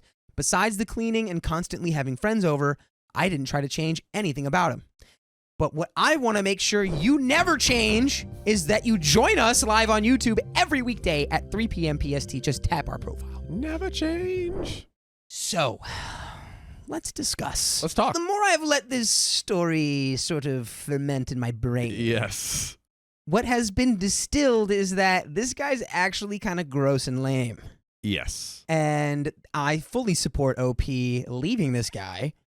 However, I don't necessarily agree with her sort of perspective on once you start your family, Yeah. the other family just sort of disappears into the background. I think what's happened here is she's like, hey, you're letting your family like run our life and all this stuff. And then she went too far to the other side and that like, hey, we need to like put up this kind of metaphorical wall in a way. Yeah. And it's like, listen, we can still have family a part of our life. I can still like obviously keep my family up to date and like that kind of stuff, but they won't control what we do. And I think like OP like is focusing more on this wall when the focus should be on like, hey, you need to like make sure that we still have the autonomy. Like our relationship is the two of us. Yeah. So, me telling him that I'm tired of trying to make him a husband that I would like to have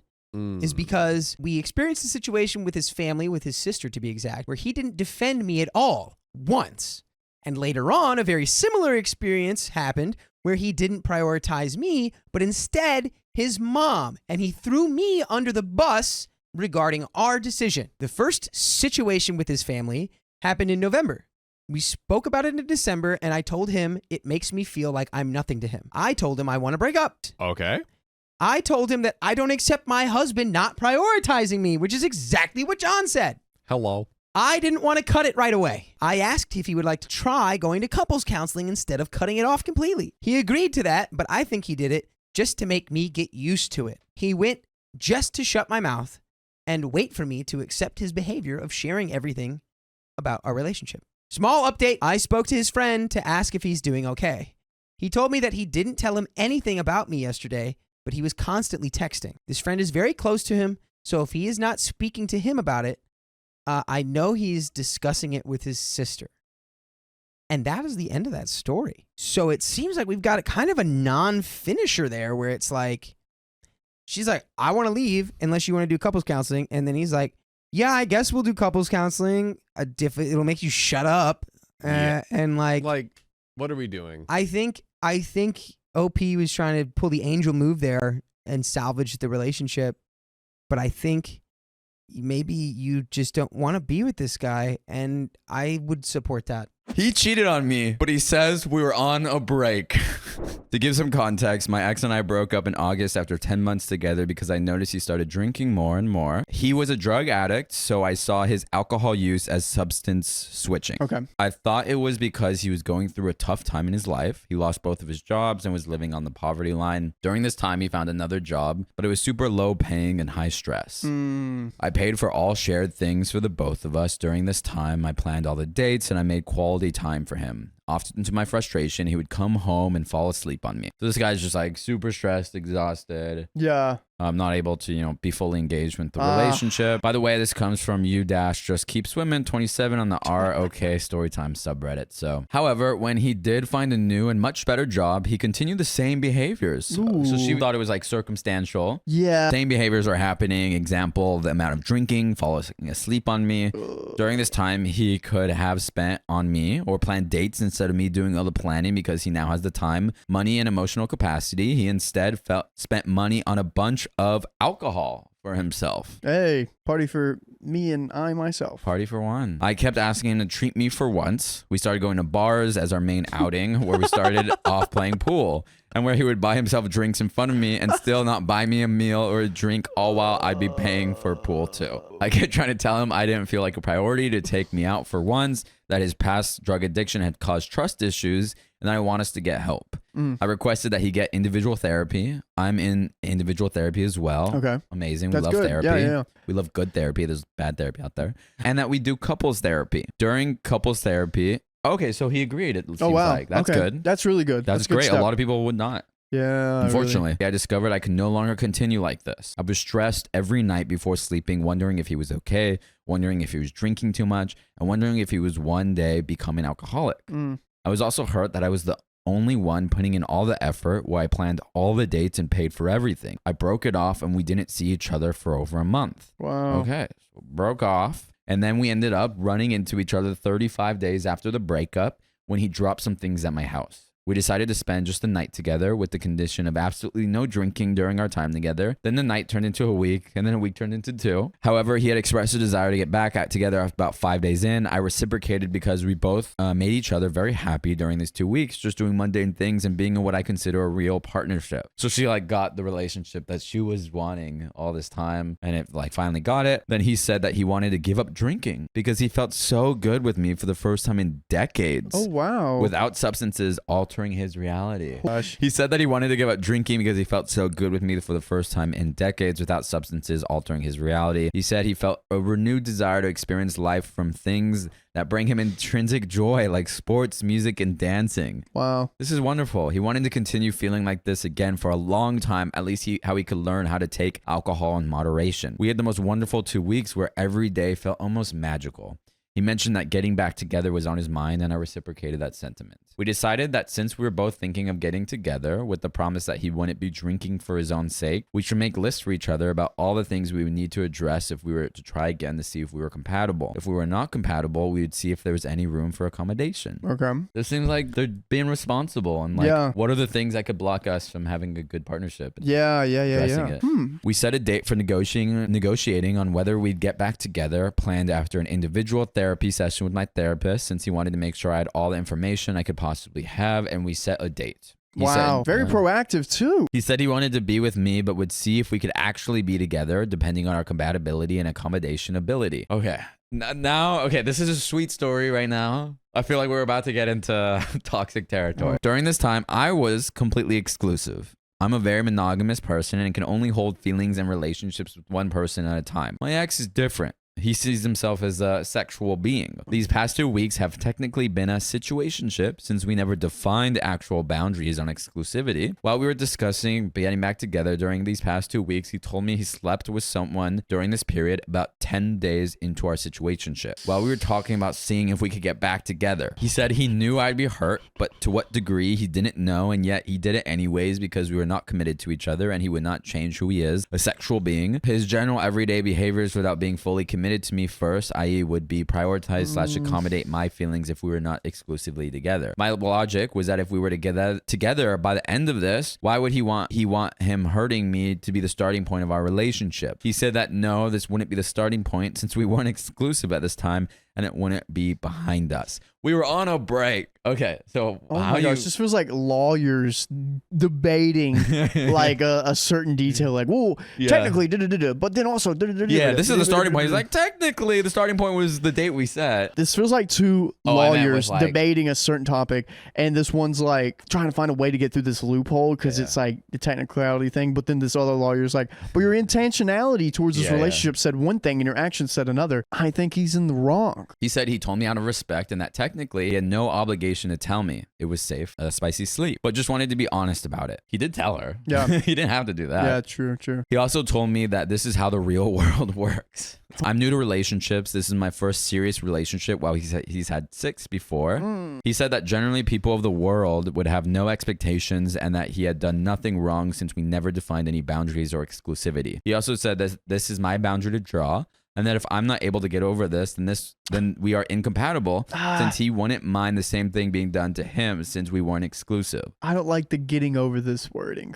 For sure. It's like you're hurt and that's your problem. And especially the context of like they're trying to transition into And a he's relationship. doing such a good job getting away from He was making drinking. a comeback. He was making a comeback. Mm. He also did say that the spicy sleep with the woman was just spicy sleep and nothing more. Oh, that helps. Are you being sarcastic? Yes. I mean, honestly, it kind of, in my eyes, it's better than if it was a romantic I would not connection. even touch on that subject Yeah, whatsoever. it's just like It happened, cool. He is capable of truly desiring me and only wanting to be with me, but also sleeping with other people, which he would completely cut off if we were to become exclusive. He said that if we became fully exclusive, there would be no other relationship with anyone else, and that he would take the time to put in effort both organizationally and financially. And if you would like to put in effort into us, you can join us live on YouTube every weekday at 3 p.m. PST. Just tap our profile. I'm a very anxious human being. I asked for a lot of reassurance during this time, to which he said, I can't give you 100% to you right now. So the whole point of this period is just to compare lists to see if we're compatible.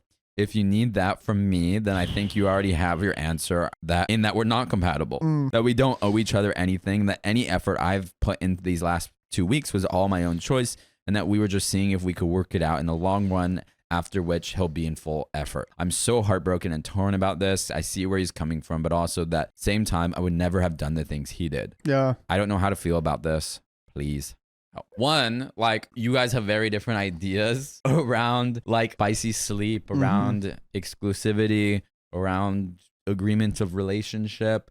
And so that's like, if you're making a list, that's places that you're incompatible. He also Yeah. views relationships a very certain way and feels like very strict, like takes that as reality and kind of dismisses OP's version of relationships. And so there, there is a lot of incompatibility. There's also like substance abuse, not like making him wrong for that. And he at is all. coming on the comeback, but you have had to do a lot of work with him with that part. Yeah. And I feel like we're kind of forgetting that. Yeah. Because he owes OP a good relationship, and he's done so much work, and it Yeah. just is hard to see him do all this work and then make this mistake and then not even own up to the mistake. Yeah, you're so right. It could have just been so easy to be like, yeah, wow, at the time I thought it was right. I could totally see how crappy that is for you. Your pain makes so much sense. I'm sorry. Yeah. Like, if he just tried to be curious about her experience, it could have just been a small blip. But then it became this thing that essentially is preventing them from getting back into what percent possibly could have been a good relationship. Maybe- Who knows? For advice wise, maybe take it up if you want to stick with it and try to give it another go. Talk it out in couples counseling. Yeah, I mean, they were already open to couples counseling. Yeah. But I think you already have your answer, OP. Yeah, it seems like OP knows what feels good, and it seems like this doesn't feel good. Yeah. My boyfriend wants to break up with me because I'm not a drinker? Ah! Okay, we're putting Alex in timeout. We started out living in the same place, but then I had a move for work, so we've been long distance for some time. Finally, I got the opportunity for an internal transfer so we could be in the same place. We picked Dallas, Texas, to move together for various reasons. Cost of living, the chance at good in-state tuition for grad school, job opportunities, amount of transplants, weather. Plus, he had some friends already living there. By the way, this comes from Confetti Andy. And if you want to submit your own stories, go to r/OKStorytime subreddit. Is everyone locked in? Locked and loaded. Please no one scream again. He got a job, got a place, and moved down a few weeks ago.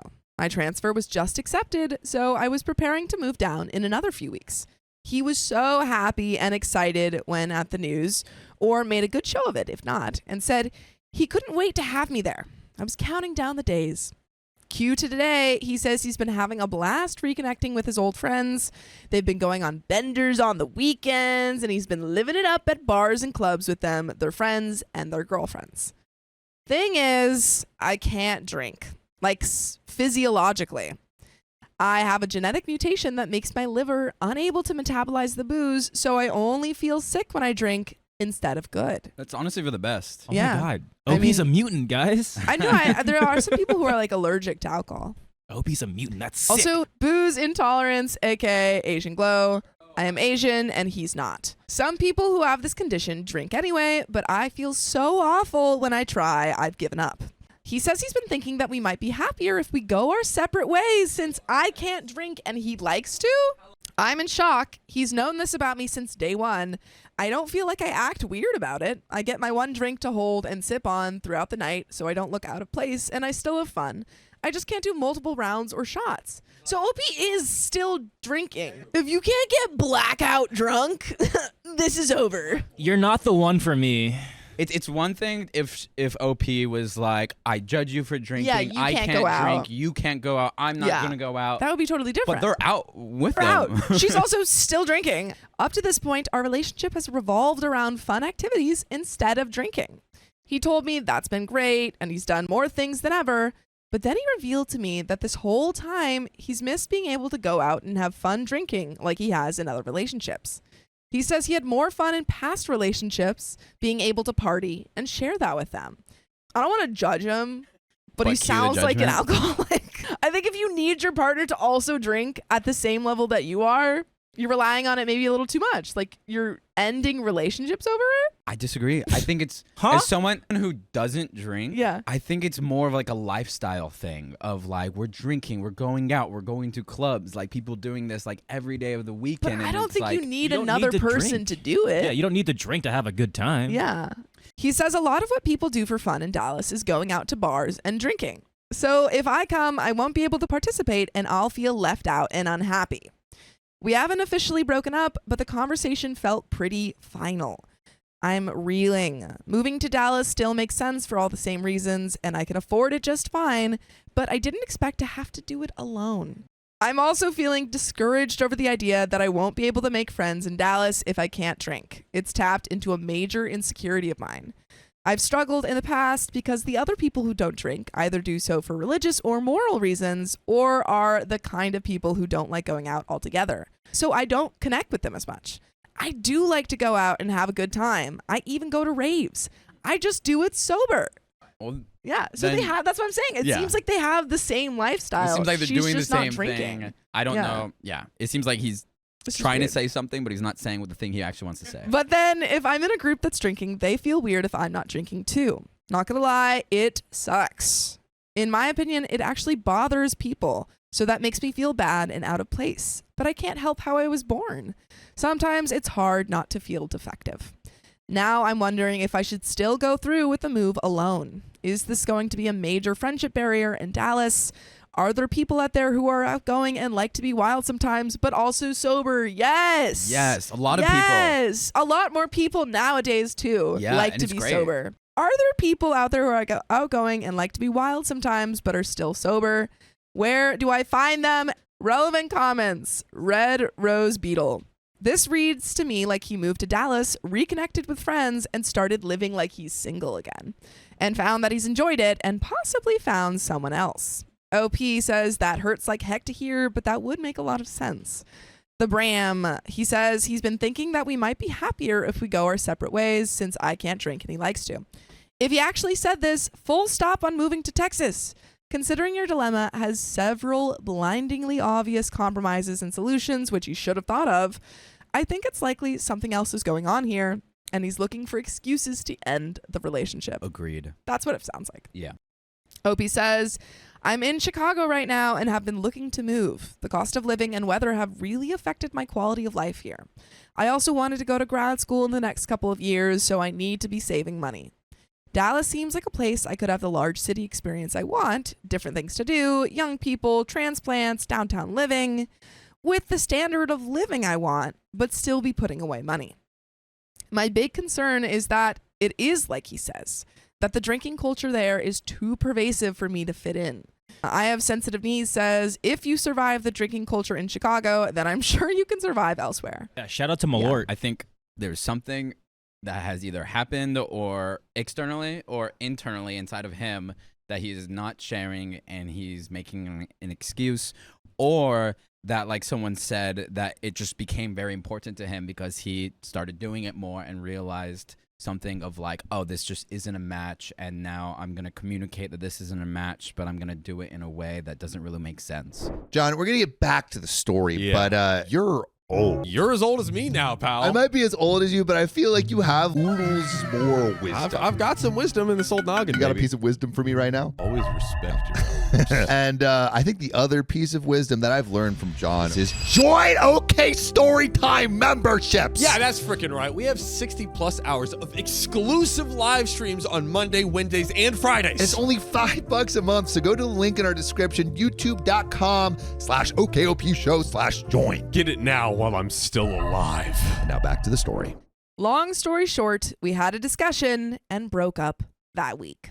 Not gonna lie, those first couple months were hard. It felt like the rug had been pulled out from under me and I was totally unsure what to do next. I was torn between sheepishly asking my company to withdraw the transfer or going ahead and moving alone to what felt like my ex's city. Either way, the clock was ticking on my apartment lease. The anxiety was keeping me up at night and the lack of sleep only made things worse. On top of that, it was tough knowing that I was probably the only one sad about the breakup, while my ex was living his best life, partying with best friends and banging hot chicks, relieved to be rid of me. So yeah, that felt like crap. That is a very breakup thought.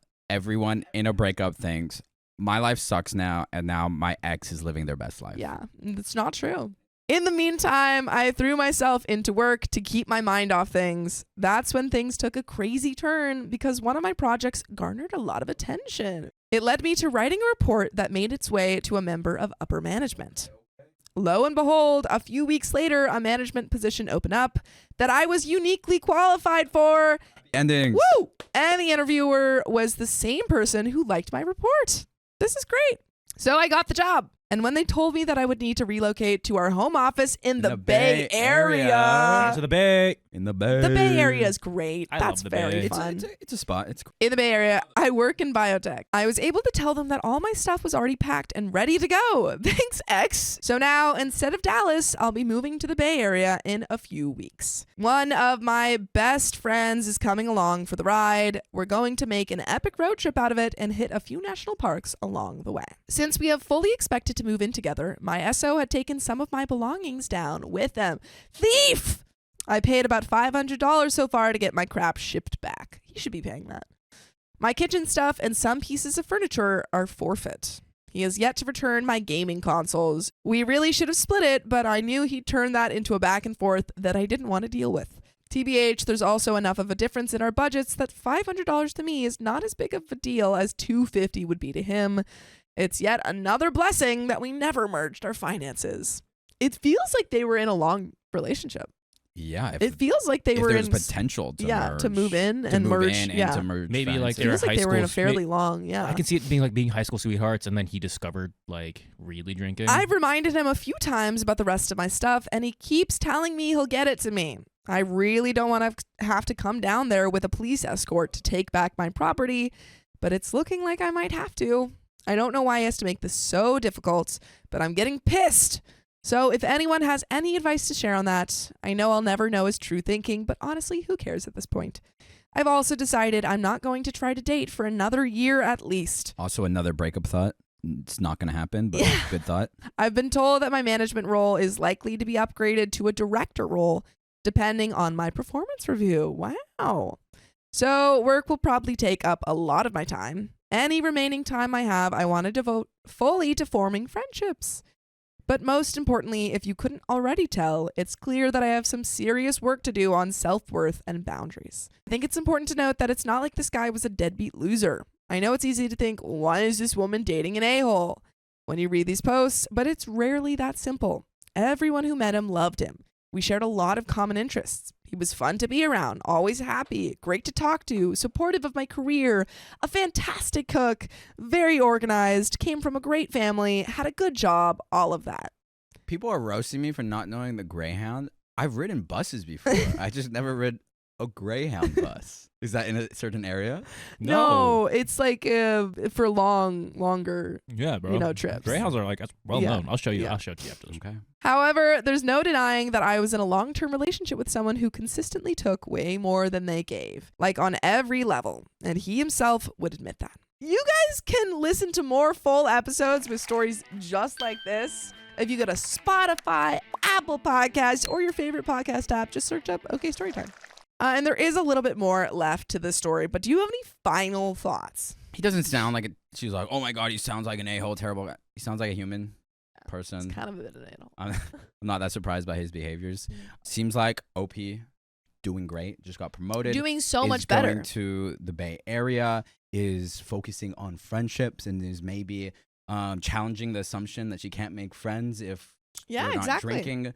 And then also she was seeking advice for getting her stuff back. I would text him, ask him to call about logistics, Yeah. and then on the phone ask and not be aggressive, but be like, when Hey, I need this. No, don't even say when. Just be like, hey, can you? I need this weekend. Sure. Like, give him a deadline. Yeah, give him a deadline. Yeah, just say Either like, I need ask this him this his weekend. deadline and Yeah. have him like commit to something, or like be like, I need it by this. Yeah, like say like, let's do Saturday at 10 a.m. Yeah, but a text. Yeah. Frick texting. Doesn't work because they'll just ignore it. Yeah. So you don't want to go back and forth with texting. Set up a call. I want to take this time to work on myself so that I never accept that kind of situation again. But when I do decide to put myself out there again, it's the Bay Area. God knows there will be plenty of guys around who also get Asian glow and will understand why I'm not drinking, lol. Irrelevant comments.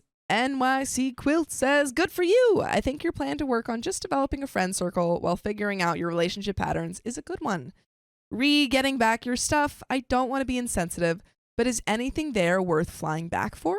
Or are there things of sentimental personal value?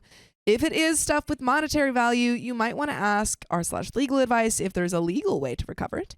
If it's the latter, is he just being lazy because he knows you're far away? Then give him a deadline with a consequence, yeah. Or is he someone who chronically can't get his crap together?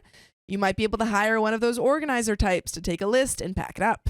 Opie says, it's sort of a mix. He has a full set of my dishes, which is technically replaceable, but I specifically picked this set out because I like the style and pattern. It's probably $250 of pretty good quality dishware. He has my souvenir mugs, which have sentimental value to me. Monetary value there is maybe $100. The gaming console are actually my old GameCube and PS2 along with their games. Those are sort of a sentimental value nostalgia things, even if they're technically replaceable. Although I would have to put some work into finding resale items to replace them. What I suspect is that the dishes are a matter of effort, because he knows he'd have to put work into packaging fragile items. But I also suspect he hasn't sent my consoles because he's enjoying playing Smash on the GameCube. When I searched the subreddit, some people mentioned sending certified mail with a deadline. And that is the end of that story. As a stream that started with a happy ending. Yeah, exactly. I agree. I think OP got out of a kind of relationship, and everything seems to be going really well for OP now. My boyfriend keeps using demeaning Game of Thrones quotes with me. I'm sick of it. Oh, I don't have any quotes ready for this. This is embarrassing. We are both Game of Thrones fans, and I love to banter about it with Paul, who I've been dating for 2 months. I really like him, and he's super sweet. However, his quotes are really becoming really demeaning and feel like he is negging me. Am I overreacting? Well, this comes from Gemini Georgie, and if you want to submit your story, go to r/OKStorytime. Send it in. When we were at a friend's party, Paul said towards a group of mainly a few of my friends, Paul says about me, Sarah, in front of them, we have our differences, Sarah and I. She is braver. I'm better looking. This was really embarrassing for me. You don't say, because I think some of them didn't get the reference, and now that they think the guy I'm dating doesn't think I'm that good looking. But on another occasion, we were making out, and Paul whispered in my ear in a silly voice, you know this is going to be so great, you have less honor than a back alley whore. I got really angry because I didn't recognize that it was a quote from Game of Thrones. Bro, at least pick the big ones.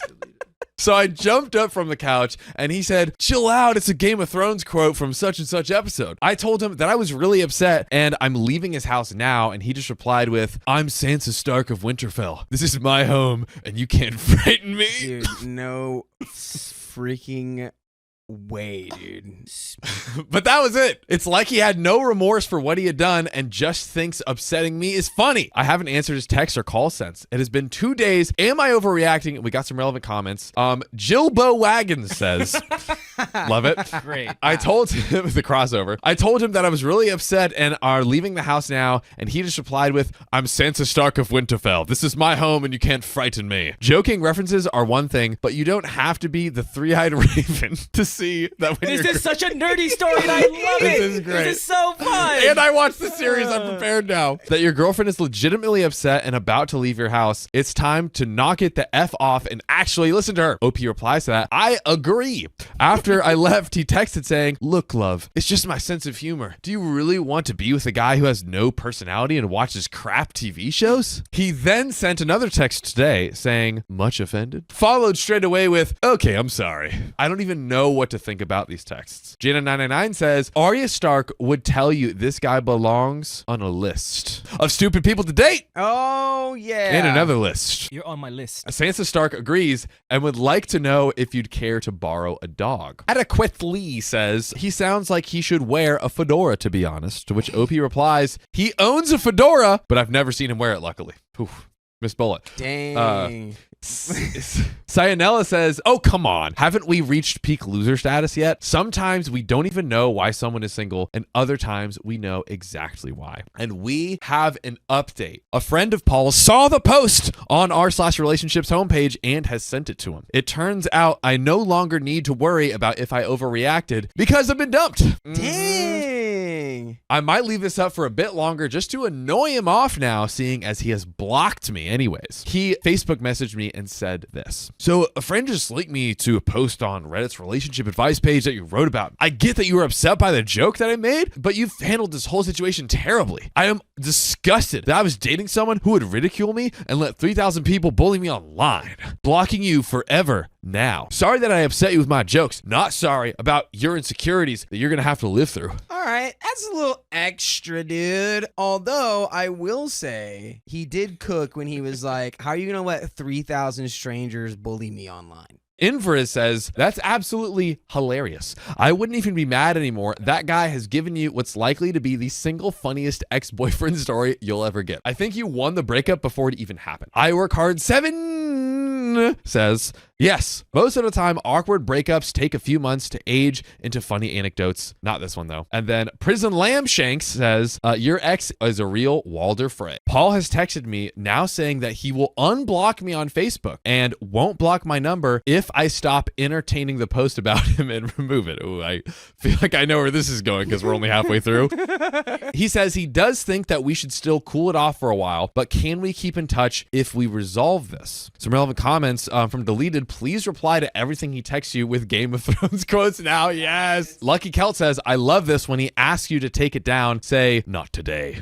It's so good. Phobo75 says, you know nothing, a-hole Paul. See? And then we have update. So I can't post this as an update because Reddit locked the original post. I think maybe because of too many comments. Fast forward 1 month later, and I see Paul on Tinder and super like him as a joke. He matched me back and actually messaged me saying something really funny about all that had happened. We joked in a good-natured way about what went down, which eventually led to us hashing things out, and we got back together. And then not long after that, officially became boyfriend and girlfriend. The whole Reddit post saga became a quirky story, one we mostly keep to ourselves, and even a running joke between the two of us. Then he definitely lightened up to it. I think the experience of it made him take himself a lot less seriously and learn to see the funny side of things at better times. No, Paul didn't make any Game of Thrones jokes again. John, we're going to get back to the story, Yeah. but you're old. You're as old as me now, pal. I might be as old as you, but I feel like you have oodles more wisdom. I've got some wisdom in this old noggin. You got a baby. piece of wisdom for me right now? Always respect you. And I think the other piece of wisdom that I've learned from John is join OK Storytime memberships. Yeah, that's freaking right. We have 60 plus hours of exclusive live streams on Monday, Wednesdays, and Fridays. It's only $5 a month, so go to the link in our description, youtube.com/OKOP show/join. Get it now while I'm still alive. And now back to the story. Okay, so I am now extra confused because wait, can you go back a little bit? What did that just say? It said What do you? Glasses? it said no, it's my brain. It was that it was that he just now he takes himself less seriously, which is like if you were really taking yourself seriously as like I'm a serious Game of Thrones fan. It's like It's pretty cringe. It's pretty cringe. He moved into my place at the beginning of December when his lease ran out and things were great, but only for a week. okay.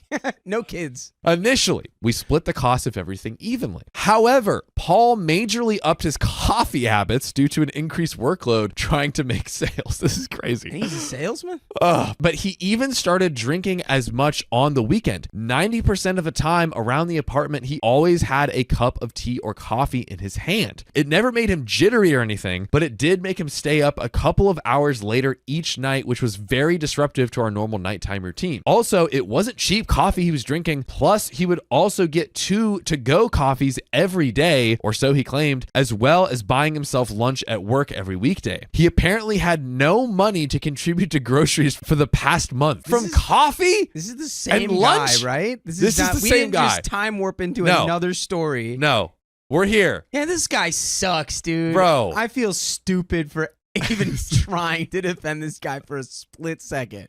Now, he apparently had no money to contribute to groceries for the past month, yet he's buying to-go coffees and lunch every weekday at work, as well as a relatively expensive type of coffee to be drinking at home. But he said that if we are in this for the long term, I needed to understand that his job is stressful at this time of year. And so I felt bad to ask him to stop buying these things at work around this time of year, so I paid for all of the groceries myself. However, the worst part of the problem came when we went to my family house for Christmas. He bought his own stupid brand of coffee with him to use. We were only there for 2 days. And so it was really awkward when we all had coffee/cocoa, and he would decline my family's offer of coffee and insisted on making his own separate one. That's also cringe. It's AF, cringe. dude. I mean, you don't have to. I'm better than anything. It's like, yeah, don't worry. Oh, I brought my own. Your trash is beneath me. Yeah. I mean, if he wants to. Your hey, dirt water is it's not just- up to my quality. He's just so cringe, man. He's just so cringe. We got into a huge fight later over this, and I told him that he was being uptight and rude. And he told me I was looking for issues in him and that no one is perfect. By the way, we're not perfect. You're not perfect. What? But we have a perfect amount of content for you to just absolutely consume yourself with. On Spotify, on Apple Podcasts, wherever you listen to podcasts, search OK Storytime. Anywhere there. Endless amounts of content longer than the wall. So, speaking of things ending, the story is finally coming to an end here. You know what this guy sounds like? He sounds like the stereotypical like IPA hipster. You know, he's like, oh, you know, everything's Yes. He thinks he's the coolest guy in the room at all times. Yes. Yeah. And he, I guess, thinks he could get away with saying anything he wants as long as it's a Game of Thrones quote. Mm-hmm. Or just He's like, anything. It's like anything he wants. Come yeah. on, man. At least I watch elevated television. Also, Game of Thrones is like the most popular television show of all time, so you freaking suck as a hipster too. It's true. Come on, bro. What do we think about the star? Getting back to it. All right, we just break up with him. Just He break just up? sounds stressful. Dakota, what do you say? Yeah, it's you're not compatible, especially given it's like the cringy behavior is one thing, but then like the stuff with like he's spending all this money on coffee and not contributing to groceries. It's So like no, crazy. this guy's a child. He's a child. You know what? His only I agree. nutrients was coffee. That's really gross. So on Saturday, he broke up with me.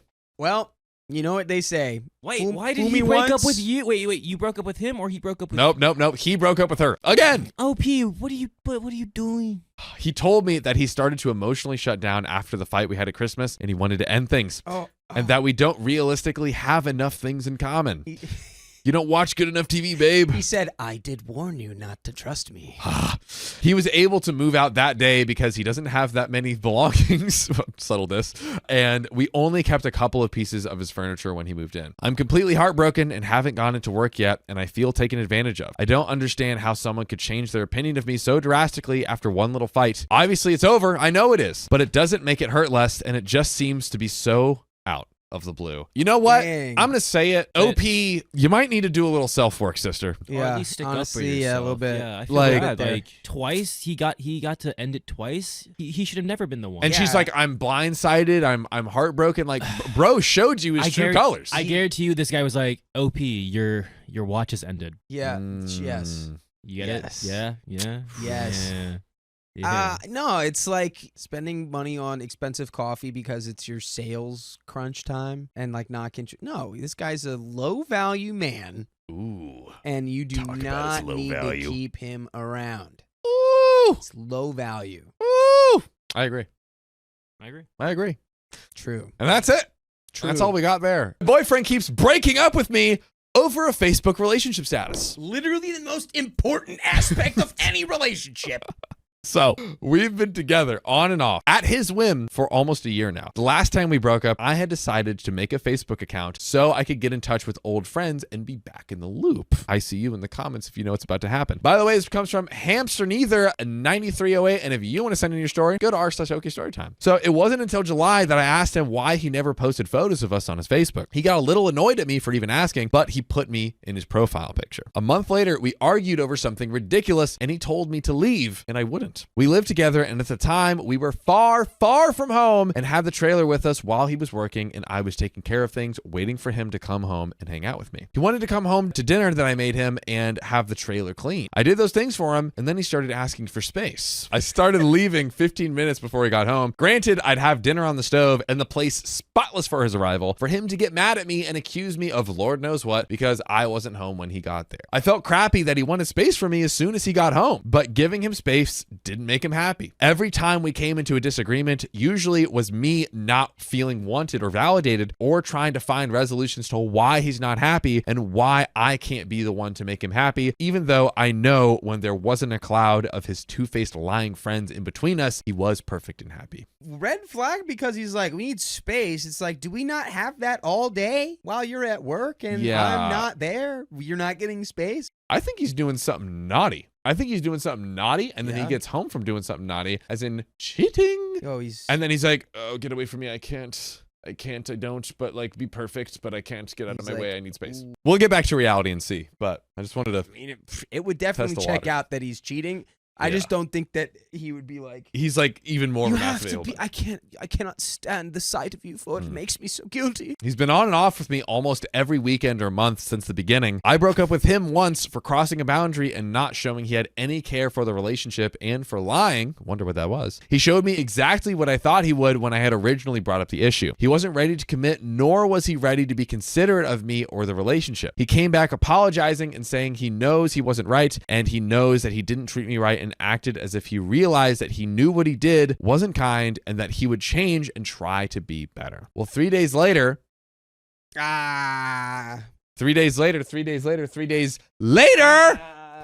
he's at a girl's house. So it's 3 days grace. I want to know if it can even be cheating if, like, you were like, we were breaking up every week. Are y'all even together? We were on a break. Is this just someone you live with that you're under the impression that you're dating? She's trying. She's probably confused. She's trying to figure it out, but he is cheating. 10 trillion%.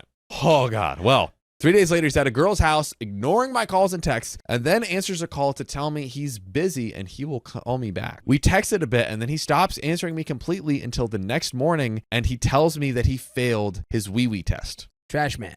I'm hurt and disappointed and also want to confront him and help him do better. I call him and it's not even 11 a.m. and he's at the bar with his buds trying to forget about his F-ups. I tell him that maybe doing the thing that caused him to fail isn't the answer. Whoa. And maybe the people that he's around aren't the best influence. He yells at me and hangs up. I'm getting off topic, sorta. Fast forward to last week where he removed me again and then saw that I had made a Facebook. My Facebook profile is just me, as is his. His is just him. He broke up with me again and effed off to his idiot friends. He also called the police on me while he was on all kinds of effed up stuff to attempt to have me removed. But he was told to leave instead. Ooh, Thank God. They hit him with the switcheroo. The switch of frickin' Roo Uno reverse card. So I set up my profile, and then a section where it asked for my relationship status, I stated it as single, as I was very much single. Not because I wanted to be, but because he told me. Later that night, he comes back wasted. I'm sleeping in the bed with my dog, and I'm woken up by him yelling at me, insulting me, and packing my things. You're single on Facebook? He was not happy about that. Although he goes around telling his friends he's getting me out, he's evicting me, and breaking up with me. But how dare I make a Facebook and state that I am single? Why would you post in a relationship after being broken up with so many times and realizing that maybe he isn't going to change like he says he is, and maybe this relationship is better off coming to an end? So over the next few days, he's being nice to me again,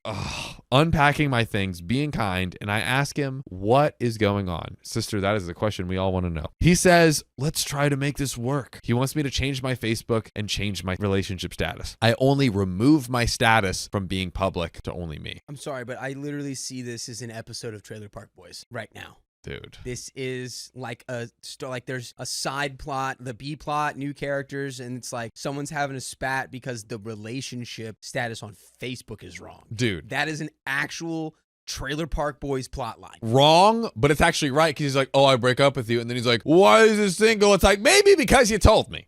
Yeah. Maybe you told me that. Yes. Maybe because we're broken up, dude. I ask him why it's so easy for him to remove me from his profile every time we get in some type of petty dispute, but never willing to add me back. He gets mad at me. I ask him to put me back in, and he tells me only if I put him in mine. So I tell him if he goes a month without breaking up with me, I will. Oh my. What do you mean? What are you doing? No. Oh, No. He tells me, no way then, and then states himself as publicly single.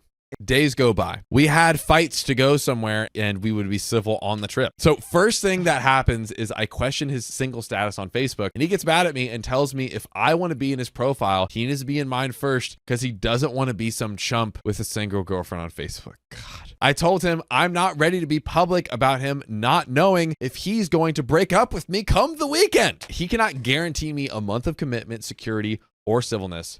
And we're getting into this update 2 hours later. So I am now in his profile picture. I can't even celebrate that. It's just, we're staying in this mess. And he's on my booty about me putting him in mine. I ask him about this woman he's been talking to lately and ask to see their conversation. In the conversation, she asks if I'm working. And then he corrects her to tell her that I am no longer his girlfriend and that I don't work. I work from home. I didn't know that we were broken up this morning either. Oh my God. I am slightly hurt because I thought things were going to get better, but he's already telling this random lady he's never met but lives in our neighborhood district that he's single and lying to her about what I do like it's her business. Yeah, so hey, leave this man. Leave this man. This next part hurts. In his defense. No. He tells me that they have healthy conversations and I don't with my friends. No. That's not in his defense. No.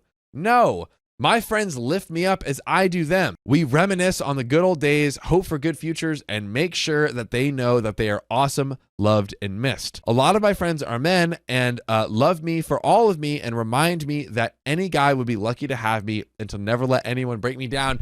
Get her away from this man. Listen to your friend. Listen, like friends, please. Like, listen. At this point, intervene. At this point, say something to her. They're like, telling that they were telling her that. If that's what they're telling you, listen to them. Oh, wait. I do not tell them my problems. I do not hit them up or pump them up in a spicy sleep or physical way as if I'm attracted to them ever. So basically, she doesn't flirt with them, right? Okay. She just like has like a healthy relationship, but also she doesn't tell her problems to them. So they don't know. The next update is 8 months out. We went from 2 hours after to 8 months after. Do we think they're still together? Yes. Or else why would you update 8 months later? Wow. I made a mistake where I sent out a picture that was intended to be paid for, but ended up not being paid, not knowing it would hurt him because he told me he didn't care as long as it was people we didn't know. And I thought that was our mutual friends that we had together. I didn't think that it included this person, 29 male, who lives 14 hours away and I haven't seen in 8 years, who received the photo. Had I known it would have hurt him, I would not have done it. I asked him to correct it and tell her that he is in fact in a relationship with me. He yelled at me and told me to go be with one of those guys who is good to me. And instead of telling him the thing I always do, I want you, I don't want them, I told him fine and walked away. Hey. Yes, this is, we like this momentum. We like where we're headed, Yes, okay? now actually step into that and mean it instead of doing it as like a Please. fine. Like, no, Please. just be like, okay, that was the best advice you've ever given me. Yeah. I'll go find someone else. Not even a minute later after that, he deleted me and removed me from his Facebook profile and his friends list. Good. By the way, if you want to never have our voices removed from your ear holes, guys, we have full episodes, full-length episodes of stories just like this. Spotify, Apple Podcasts, wherever you listen to podcasts, search OK Storytime, 2,000 full episodes, full-length episodes. But Dakota, we are nearing the end of the story. It looks like OP might be walking away this time. Do we think it's for real? Like, I hope so. I don't think it started from that. I think it started from that place where it was like, and now he's going to come crawling back. Yeah. But I really hope that you wake up, OP, and realize that, oh, I actually don't want him to crawl back because he sucks. I think this finally might be the time. We then had a nice talk, and he said he was sorry and acted as if he was validating my feelings and empathizing with me. He added me back to his profile picture. I asked him if he told this woman yet that he wasn't single. He then told me that he won't tell her he's single until I add him back on Facebook. Wait, this is the dumbest relationship I've ever seen. Maybe the dumbest of all time. I told him I'm sticking to my word, and if he goes a month and he shows me, we're back to here, if that he can be in a relationship without this constant need to be right and need to devalue and diminish my worth in this relationship for a whole month, then I will be happy to place him in my profile picture. Why? You're What treating is this guy this? like he's dry January. What is this This story? guy, he's not going to be a trend for a month and then to be set like that for the rest of his life. Leave him. Leave. He still refuses to tell this other woman that he's not single and refuses to guarantee me even a month or to be patient enough to wait that month. Am I the a-hole for not placing him in my photo after he put me back? Oh my god. His. Oh my, I'm exhausted. I Yeah, want to spray OP and I want to spray everyone in this story. Yeah, honestly, Wake up call. I will say, Wake up.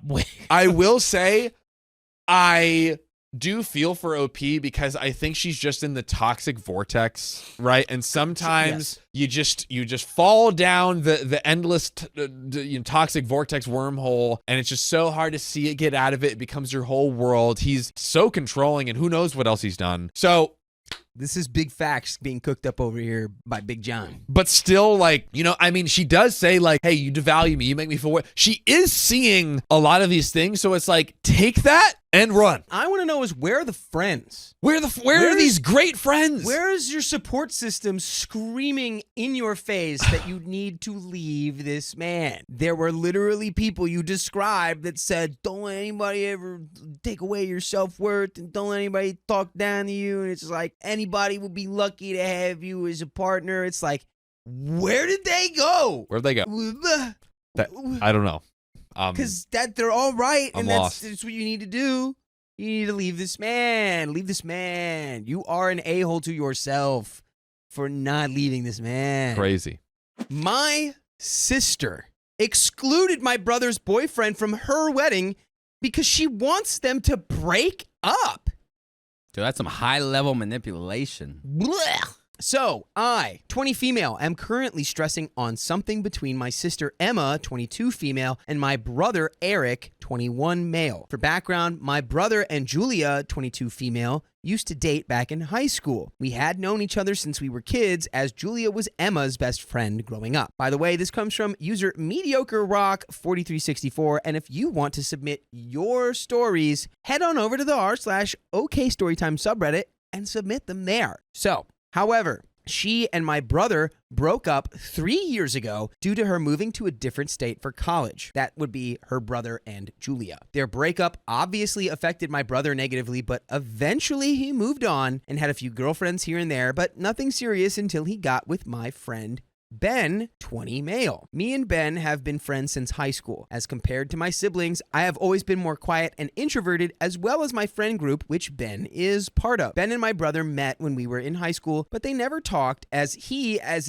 introverted as me. I honestly don't know how they even ended up together, but they did, and they began dating a few months ago. My brother came out as bi to my family. They do make a great couple and balance each other out. Sweet. My sister, on the other hand, wasn't happy, as she had this weird loyalty to Julia and always made sour faces whenever my brother brought home anyone after his breakup, because in her mind, Julia is the one for him and that Julia wanted him to wait for her. But she honestly thought this was another one of my brother's flings, but she finally realized that my brother is, in fact, serious about Ben. Now to the main problem. So my sister is currently engaged, and her wedding planning has honestly been so stressful, as my sister has been extremely unorganized. Her wedding is on February 1st. Yeah, you heard that right. February 1st. It's literally a few weeks from now, and she is barely sending out the invites. Wow. Dude, talk about procrastination. Oh my God. It's not my wedding, and I'm stressed. Your Jeez. wedding's in 3 weeks, and you didn't even send out the invites yet.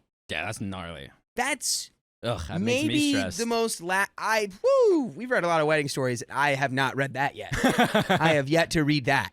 She has a maid of honor, but she can only do so much, as my sister has taken over the planning, and nobody questioned it, as it's her wedding. Luckily, she is having a small wedding with mostly only family and a few friends, so most of them know that her wedding is that day, even without the invitations. Then a few days ago, she told me she's going to forbid my brother to bring Ben as his +1, as Julia will be there. And according to my sister, Julia confided on her that she still has feelings for my brother. How long has it been since Julia and Ben's breakup? Or excuse me, Julia and the brothers' breakup? 3 years. 3 years. It's been 3 years. And are the sister and Julia, are they close? Was that They're it? still, the sister had always maintained a strange loyalty But are to they good Julia. friends? I'm assuming they must be. Okay. I mean, you'd have to be pretty good friends with somebody to exclude your own brother from your wedding, I just couldn't or imagine. your brother's partner. They are planning on excluding Ben from the wedding so Julia can have a moment with my brother. I told so her, frustrated with that sentiment. It's stinky. Do not do this. For lack of better words. Low key, I feel Stinky. like she's upset that he's bi as well. I just feeling that. I don't know. You're like, also, I'm it's a hate feeling that. crime. I'm- It's also a hate I'm crime. feeling some hate, maybe. I'm not sure.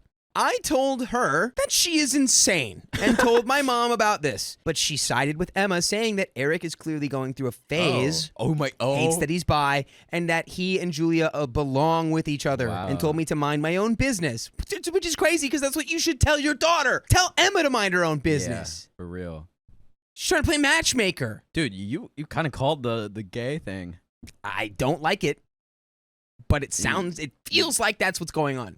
So she said that Eric is clearly going through a phase and that he and Julia belong with each other. And she told me to mind my own business and that my sister can invite who she wants to her wedding. I honestly don't know what to do. I know I will be wrong if I don't tell my brother what my sister's planning, but at the same time, my mom is right and my sister can invite who she wants as it's her wedding. I don't know what to do. How should I handle this? To be honest, this wedding has been a mess from the start to finish, so I'm just stressed from everything. My family has always been open-minded and has never once made homophobic comments towards anyone, as one of my cousins is lesbian and everyone supports her. So I don't know why they are so hostile towards Ben and keep saying my brother is going through a phase and keep deluding themselves with the idea Julia is my brother's soulmate when they've been broken up for 3 years. Again, sorry for the long post, but I just need advice.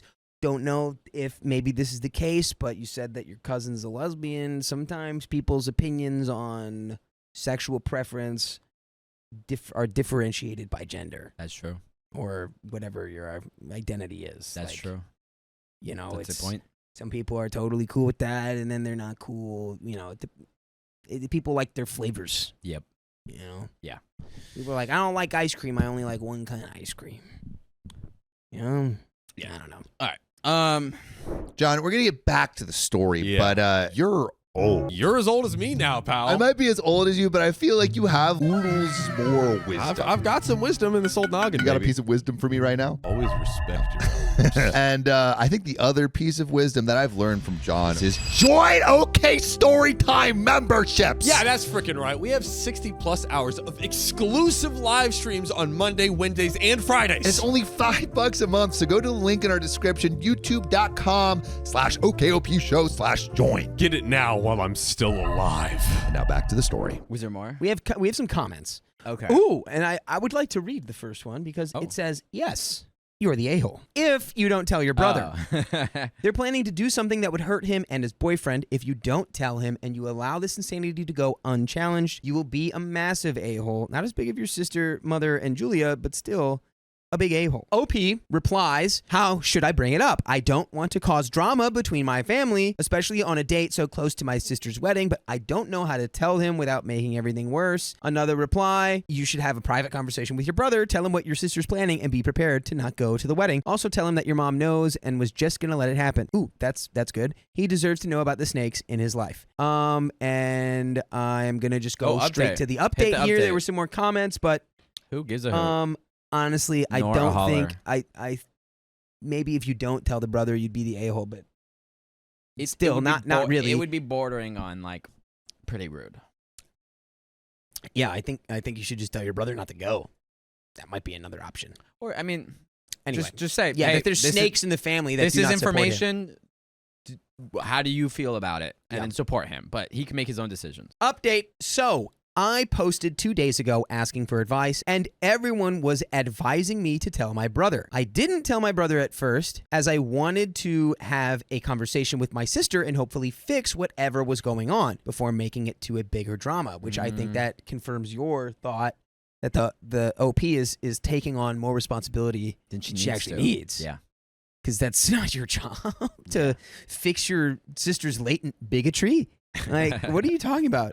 We had a talk the day I posted this, and surprisingly, she was open to having a conversation. And I asked her, why is she so hung up on the idea that Julia and Eric belong together? She told me that when Julia broke up with my brother, Oh, Julia was the one who broke up with the brother. maybe? Well, let's continue. Julia was heartbroken because she loved him, but she knew it was for the best. I asked my sister, why now? That our brother is in a committed relationship, did Julia decide to come back? That our brother was willing to do long distance with her back then, so I don't get why Julia is acting this way now. My sister told me that Julia had known for a while that my brother had a few flings here and there, but nothing serious, as my sister had been telling her everything that went on with my brother. Then Ben came into the mix, and my sister at first assumed that he was just another one of my brother's flings and told Julia about it. But then they both kind of realized my brother is serious about Ben, since it has almost been a year since they've been together, and Julia panicked because I guess she thought my brother would never move on from her. I honestly don't know what went through her head and why my sister keeps enabling her. So basically, after that explanation, I told my sister that Julia needs to move on and that they are both acting crazy for doing this. Not my best moment, but I honestly don't know how to react to all this. My sister got mad and basically ended up yelling at me to leave, so I did. I was planning on telling my brother that night everything, but then she called me and told me I was right, No and that way. she and Julia were being cruel for doing this. Apparently, she had a change of heart after our conversation, so that's something, I guess. A part of me is still questioning the sudden change. I don't know. Should I still tell my brother? Yes, you should. She did sound sincere, so why poke the bear and make bigger drama? I don't know. What do y'all recommend I do? I think I'm just stressing myself out over this, but what should I do? By the way, if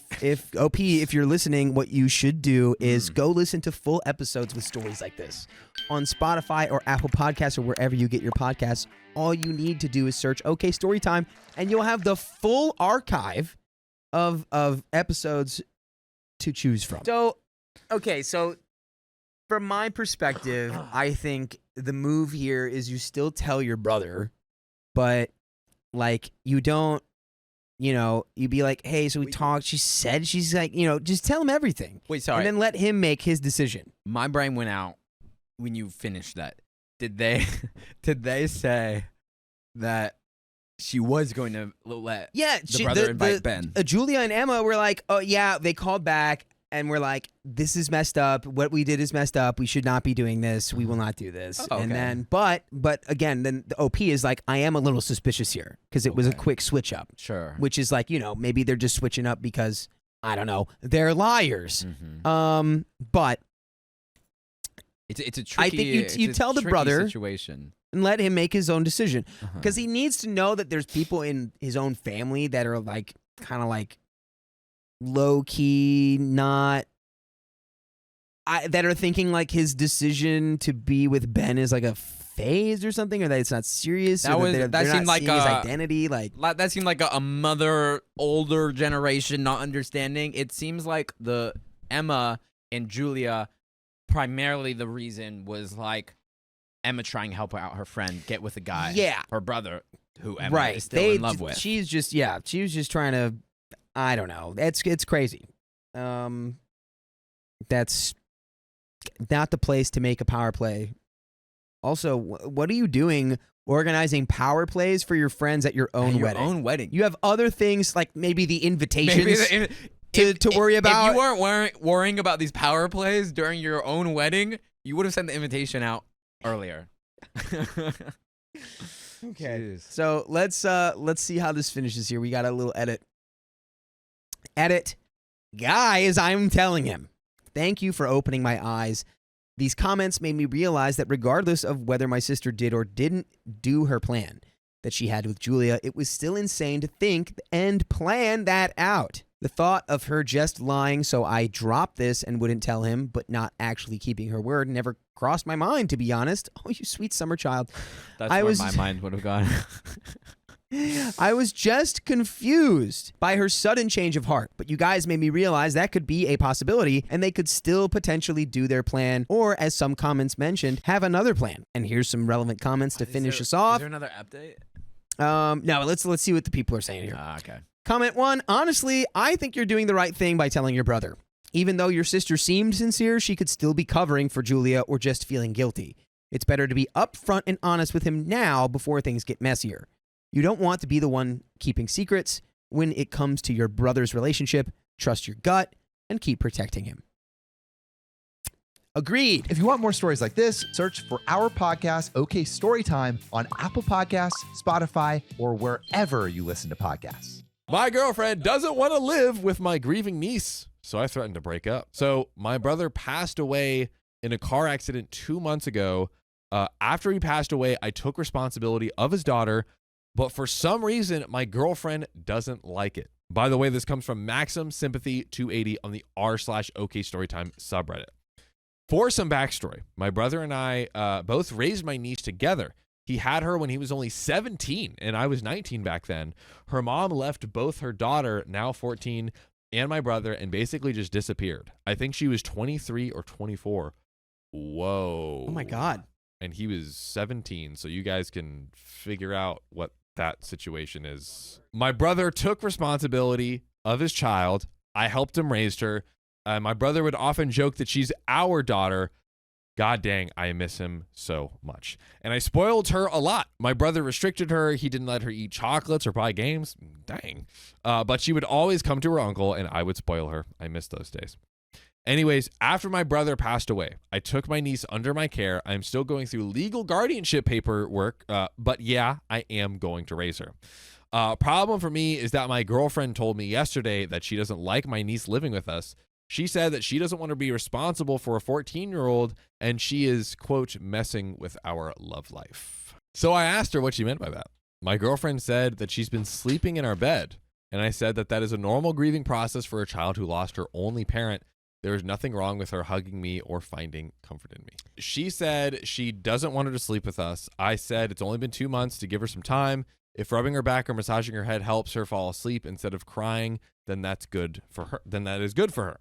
what would she say if we had a daughter and focused on comforting our daughter instead of focusing on you? She said that would be different because she would be our daughter. I got angry and said that if she doesn't like my niece staying with me until she finds her peace, then we should break up. I told her currently I am her safe place and she's practically my daughter. I raised her, I share blood with her, and now she needs me. My girlfriend started crying. I comforted her and said I feel sorry for her being so direct, but I found what she said a bit offensive and rude. To help her, I will hire a maid, but please give her some time and show empathy towards a child. My girlfriend has been angry at me since yesterday. She only talks to me when I talk to her, and she's completely ignoring my niece, and my niece is asking me if there's something wrong, if she said something wrong to my girlfriend. I just said she's stressed. But I'm wondering why my girlfriend is reacting like this. Did I offend her? I don't really want to break up with her, but if I have to choose between them, I will choose my niece for now. And there was a consensus. OP, they basically voted OP, not the a-hole in the story. So commenter number 1 says, honestly, there's no saving the relationship. Even if girlfriend backs down and accepts your niece to your face, she'll make your niece feel unwelcome, unwanted when you're not around. From this point forward, your girlfriend shouldn't be trusted alone with your niece. Commenter number 2, yep, she's openly icing the kid out. Things are only going to escalate from here. And OP needs to keep a very close eye on the situation. Make sure that the niece knows that she can tell him if girlfriend starts mistreating her behind her back. Though personally, I'd end things and be done with this B. Commenter number 3 says, OP, the sad reality is that your girlfriend just told you that she doesn't want this life. Yeah. And that is going to make her resent your niece, who is now your daughter, which will lead to her treating your daughter like crap. And I mean, she's already treating your daughter like crap. It is time to accept reality. Your girlfriend does not want to help you raise your daughter. Again, it's time to start seeing her now as your daughter because you are a single dad now, which I think OP totally would agree.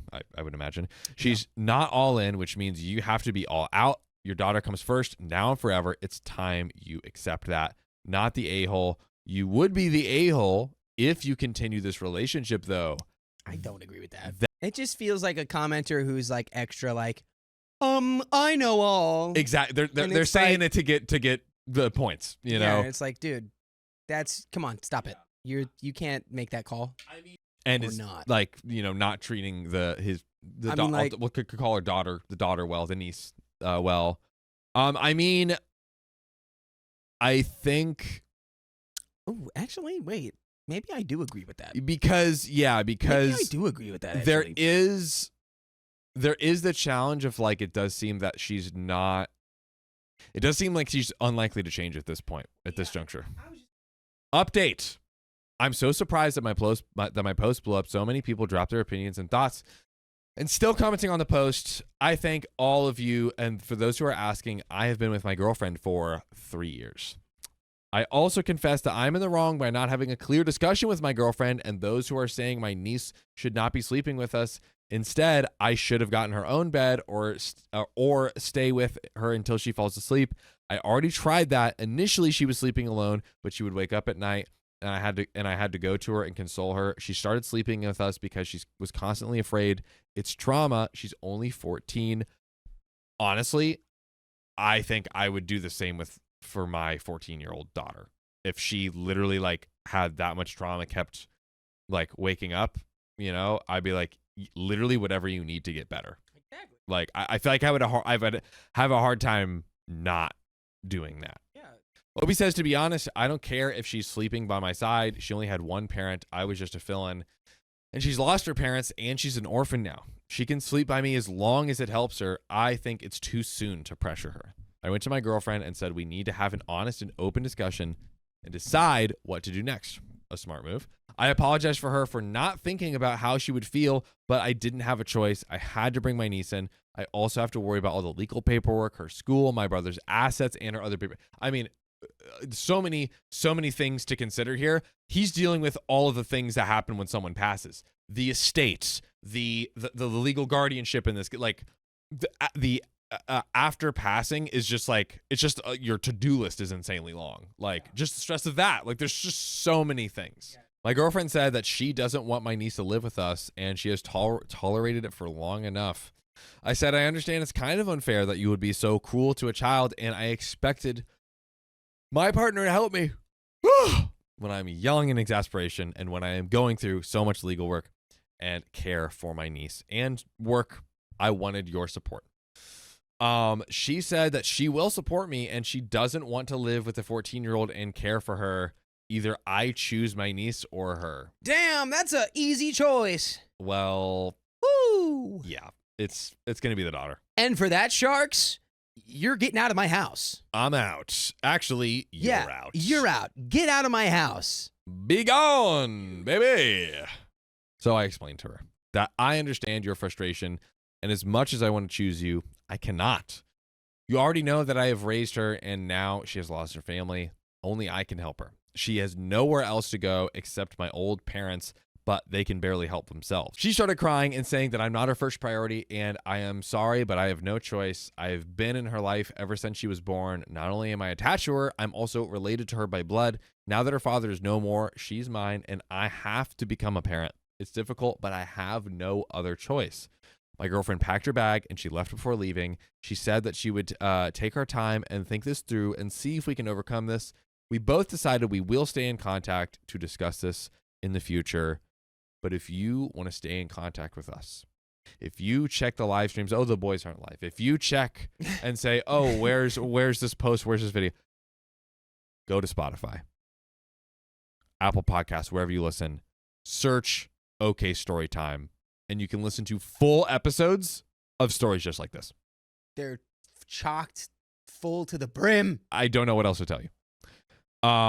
But we are nearing the end of the story. We still got like another quarter or so left, but anything to add here? I mean, I think we've very much reached the point of like, we need to break up.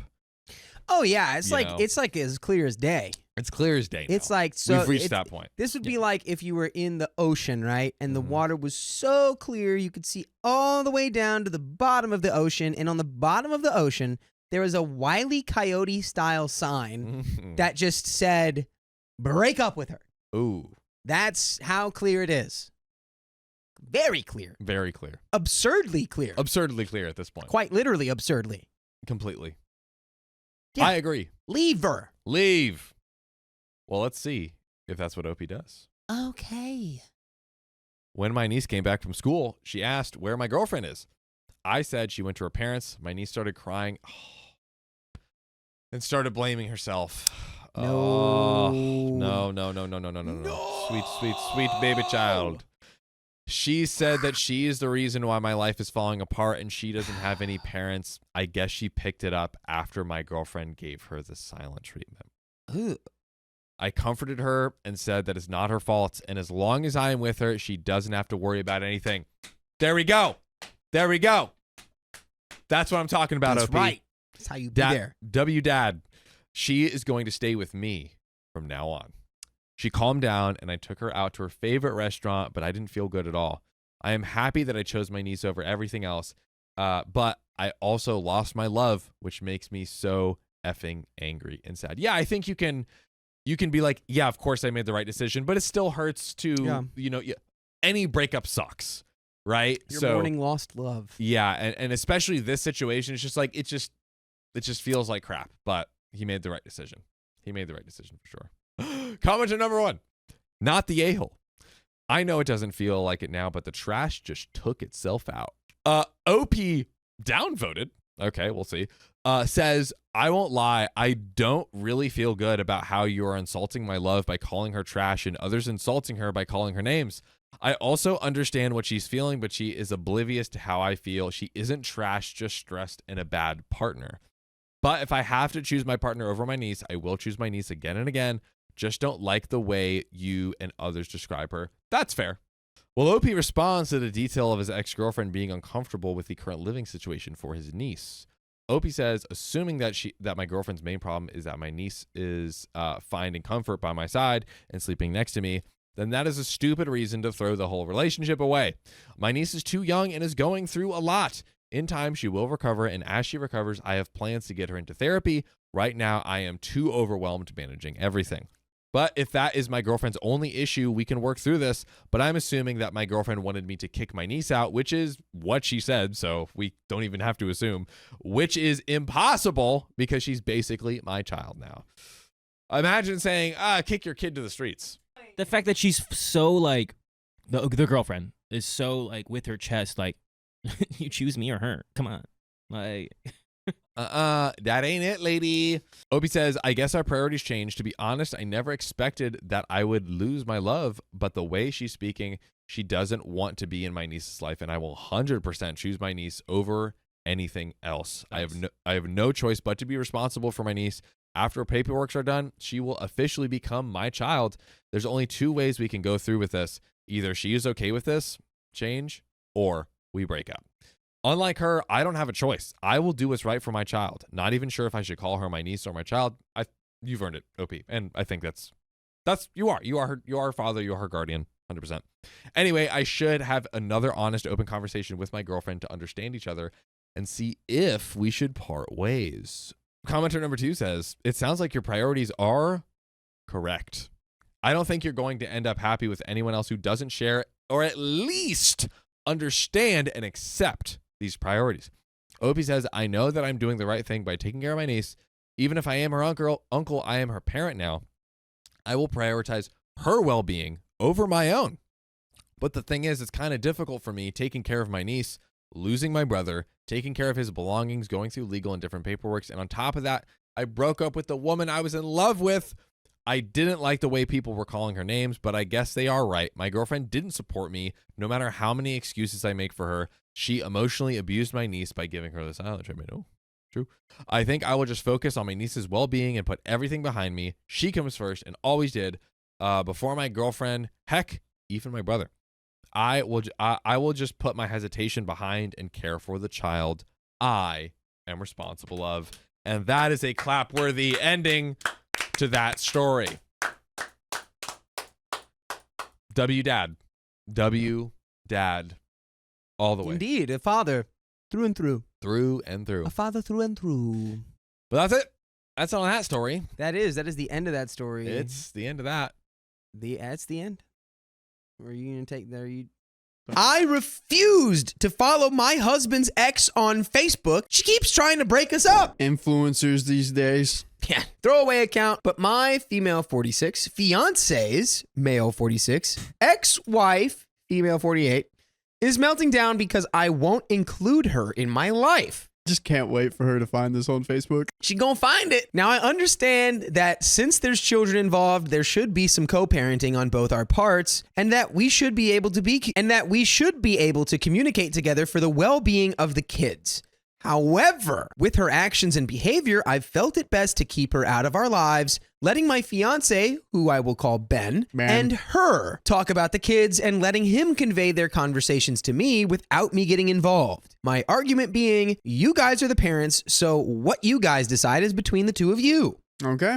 Makes perfect sense. Reasonable. By the way, this comes from user Stormy Rains on the r/OK Storytime subreddit. So, I've distanced myself for my own sanity because once her ex and I got together, she turned into the jealous ex-wife despite being the one who cheated on him with his best friend and leaving Ben for him. She also had a kid with the friend, which she passed off as Ben's until the divorce. Whoa, secret baby? Ooh. Dude, oh no. She's crazy too. She had an affair baby and lied to him about it. Oh my gosh. Once she discovered that Ben moved on, she started blowing up his phone with furious texts about how, I quote, can't hold a candle to her, and it's not love, it's a rebound. As well as telling him that they both know it's her he wants to be with. He showed me the texts. New Year's Eve, their kids spent a few days at my place for the first time.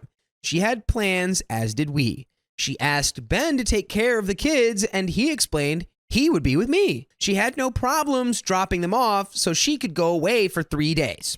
This will come into play in a minute. By the end of January, Ben and I moved in together, he with me as I had the bigger place. She exploded again over our relationship. Valentine's Day night, she blew up his phone with spicy pictures of herself and messages of, You know you wish it were me with you right now. Oh my gosh. That is... Ha! You gotta move on, girl. I would give it to my wife and be like, please delete these pictures. I'd give it to my wife and be like, send some back. As furious as I was, I understood that any reaction from me could be used against him during the custody battle, and it was best I do and say nothing. She was digging her own hole and digging it deep. Then she changed tactics. She sent me a friend request on Facebook. I saw it and it baffled me. I checked my messenger expecting to see a message of her saying that I'm in her kids' lives and we should keep in touch about matters involving them, but there wasn't anything.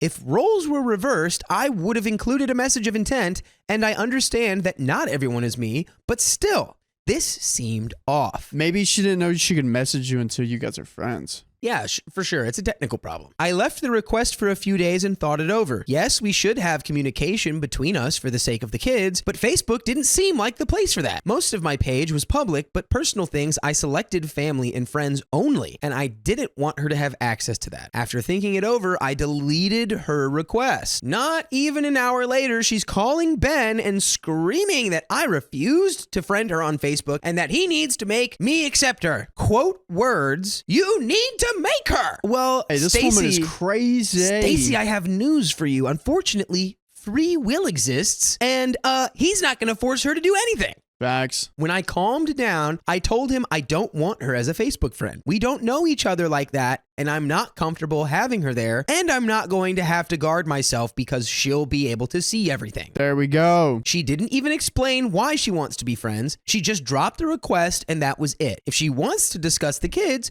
she can call, text, or meet me. Ben relayed this to her, and my answer only seemed to infuriate her more. She started saying that she needs access to my Facebook so she can see the kind of person her children are spending time with. It's her right as their mother. And at this, Ben then told me to just friend her because in this situation, he'd want to see who his kids were spending time with too. I doubled down. Oh. I said she doesn't need Facebook to get to know me. She can easily call me up and ask to sit down face to face over coffee or something like our parents did back in the day. Actually meet. But she doesn't want to do that. She wants to spy from afar. I opened my Facebook and went to View As, which shows you what the public can see, and handed him my phone and asked what it was she needed to see. Most of my page was public except for a few things. Those things being photos and posts about Ben and I, which I made friends only because I had a feeling she was already combing through my page. Yeah, I asked him what does she need to know that she can't already see. Then I showed him that the only things she couldn't see are my posts about him. I told him all of this is BS. She didn't care who I was on New Year's when she dropped the kids off at my place for 3 days and took off to party. It's not like there was no way she can communicate with me about the kids. She can call. She can text. Yeah, and that's the most direct way to communicate with someone. Yes. It's like, she's totally right. The Facebook is completely unnecessary for what she's saying she wants to use it for. I went on and on about how laughable it is that she's worried about the kind of person I am when she's the one who dropped her kids off at a total stranger's house and never called to check in on them the entire time they were over. How she goes on a personal attack on someone she doesn't even know. She sure has a lot to say about me considering we have never spoke to each other. Going so far to keep telling her ex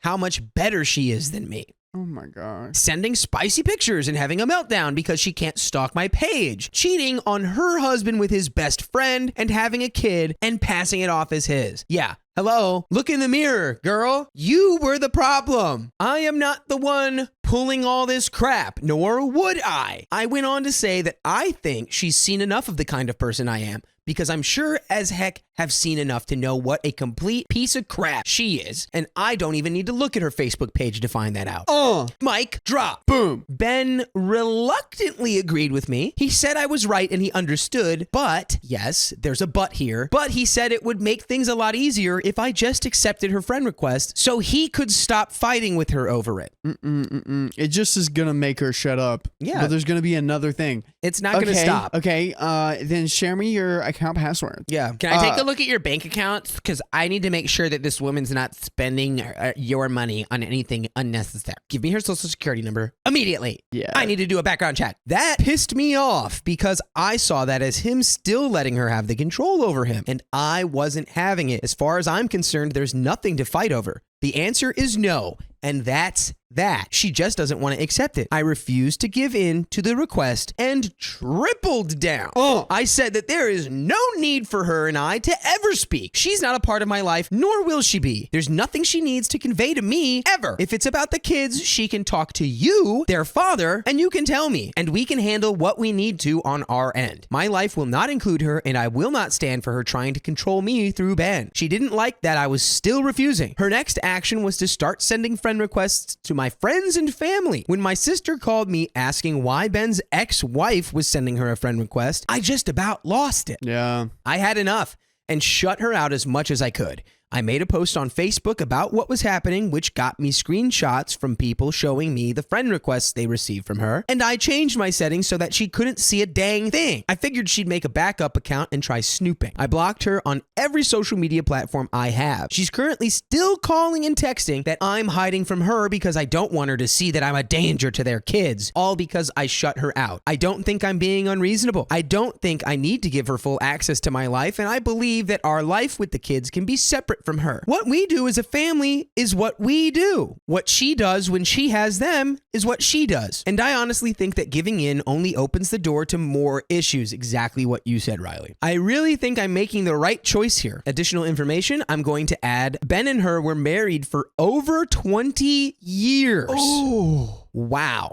Ooh. That's quite a lot of time. They know each other pretty well. It explains her, I think a couple things actually explain that level of attachment is that one, they were together for 20 years. Two, it's her fault that it ended because she cheated on him and she's now obsessed with like fixing this mistake or like undoing it. And it's like, you know, she's probably, get out of here. I guarantee you she has never fully accepted responsibility for what she did. Oh, heck no, The way she's acting, no way. And if she did, it was just to manipulate to get back into the situation. Absolutely. Yeah. They were together since they were teens. He's gone through 20 years of her lies, gaslighting, abuse, and manipulations. For him, it's easier to give in rather than fight, taking the path of least resistance. He's got the muscle memory. Yeah. He's just like, just do it. It's so much easier it's to so just much give easier. in. And then if you just crawl on the ground and lie like this in a fetal position, she just goes away. Giving in to her was easier than emotional and physical abuse. He went through a lot for the sake of his family and despite everything tried his best to hold it together. It's patterned behavior which I'm trying to help him with.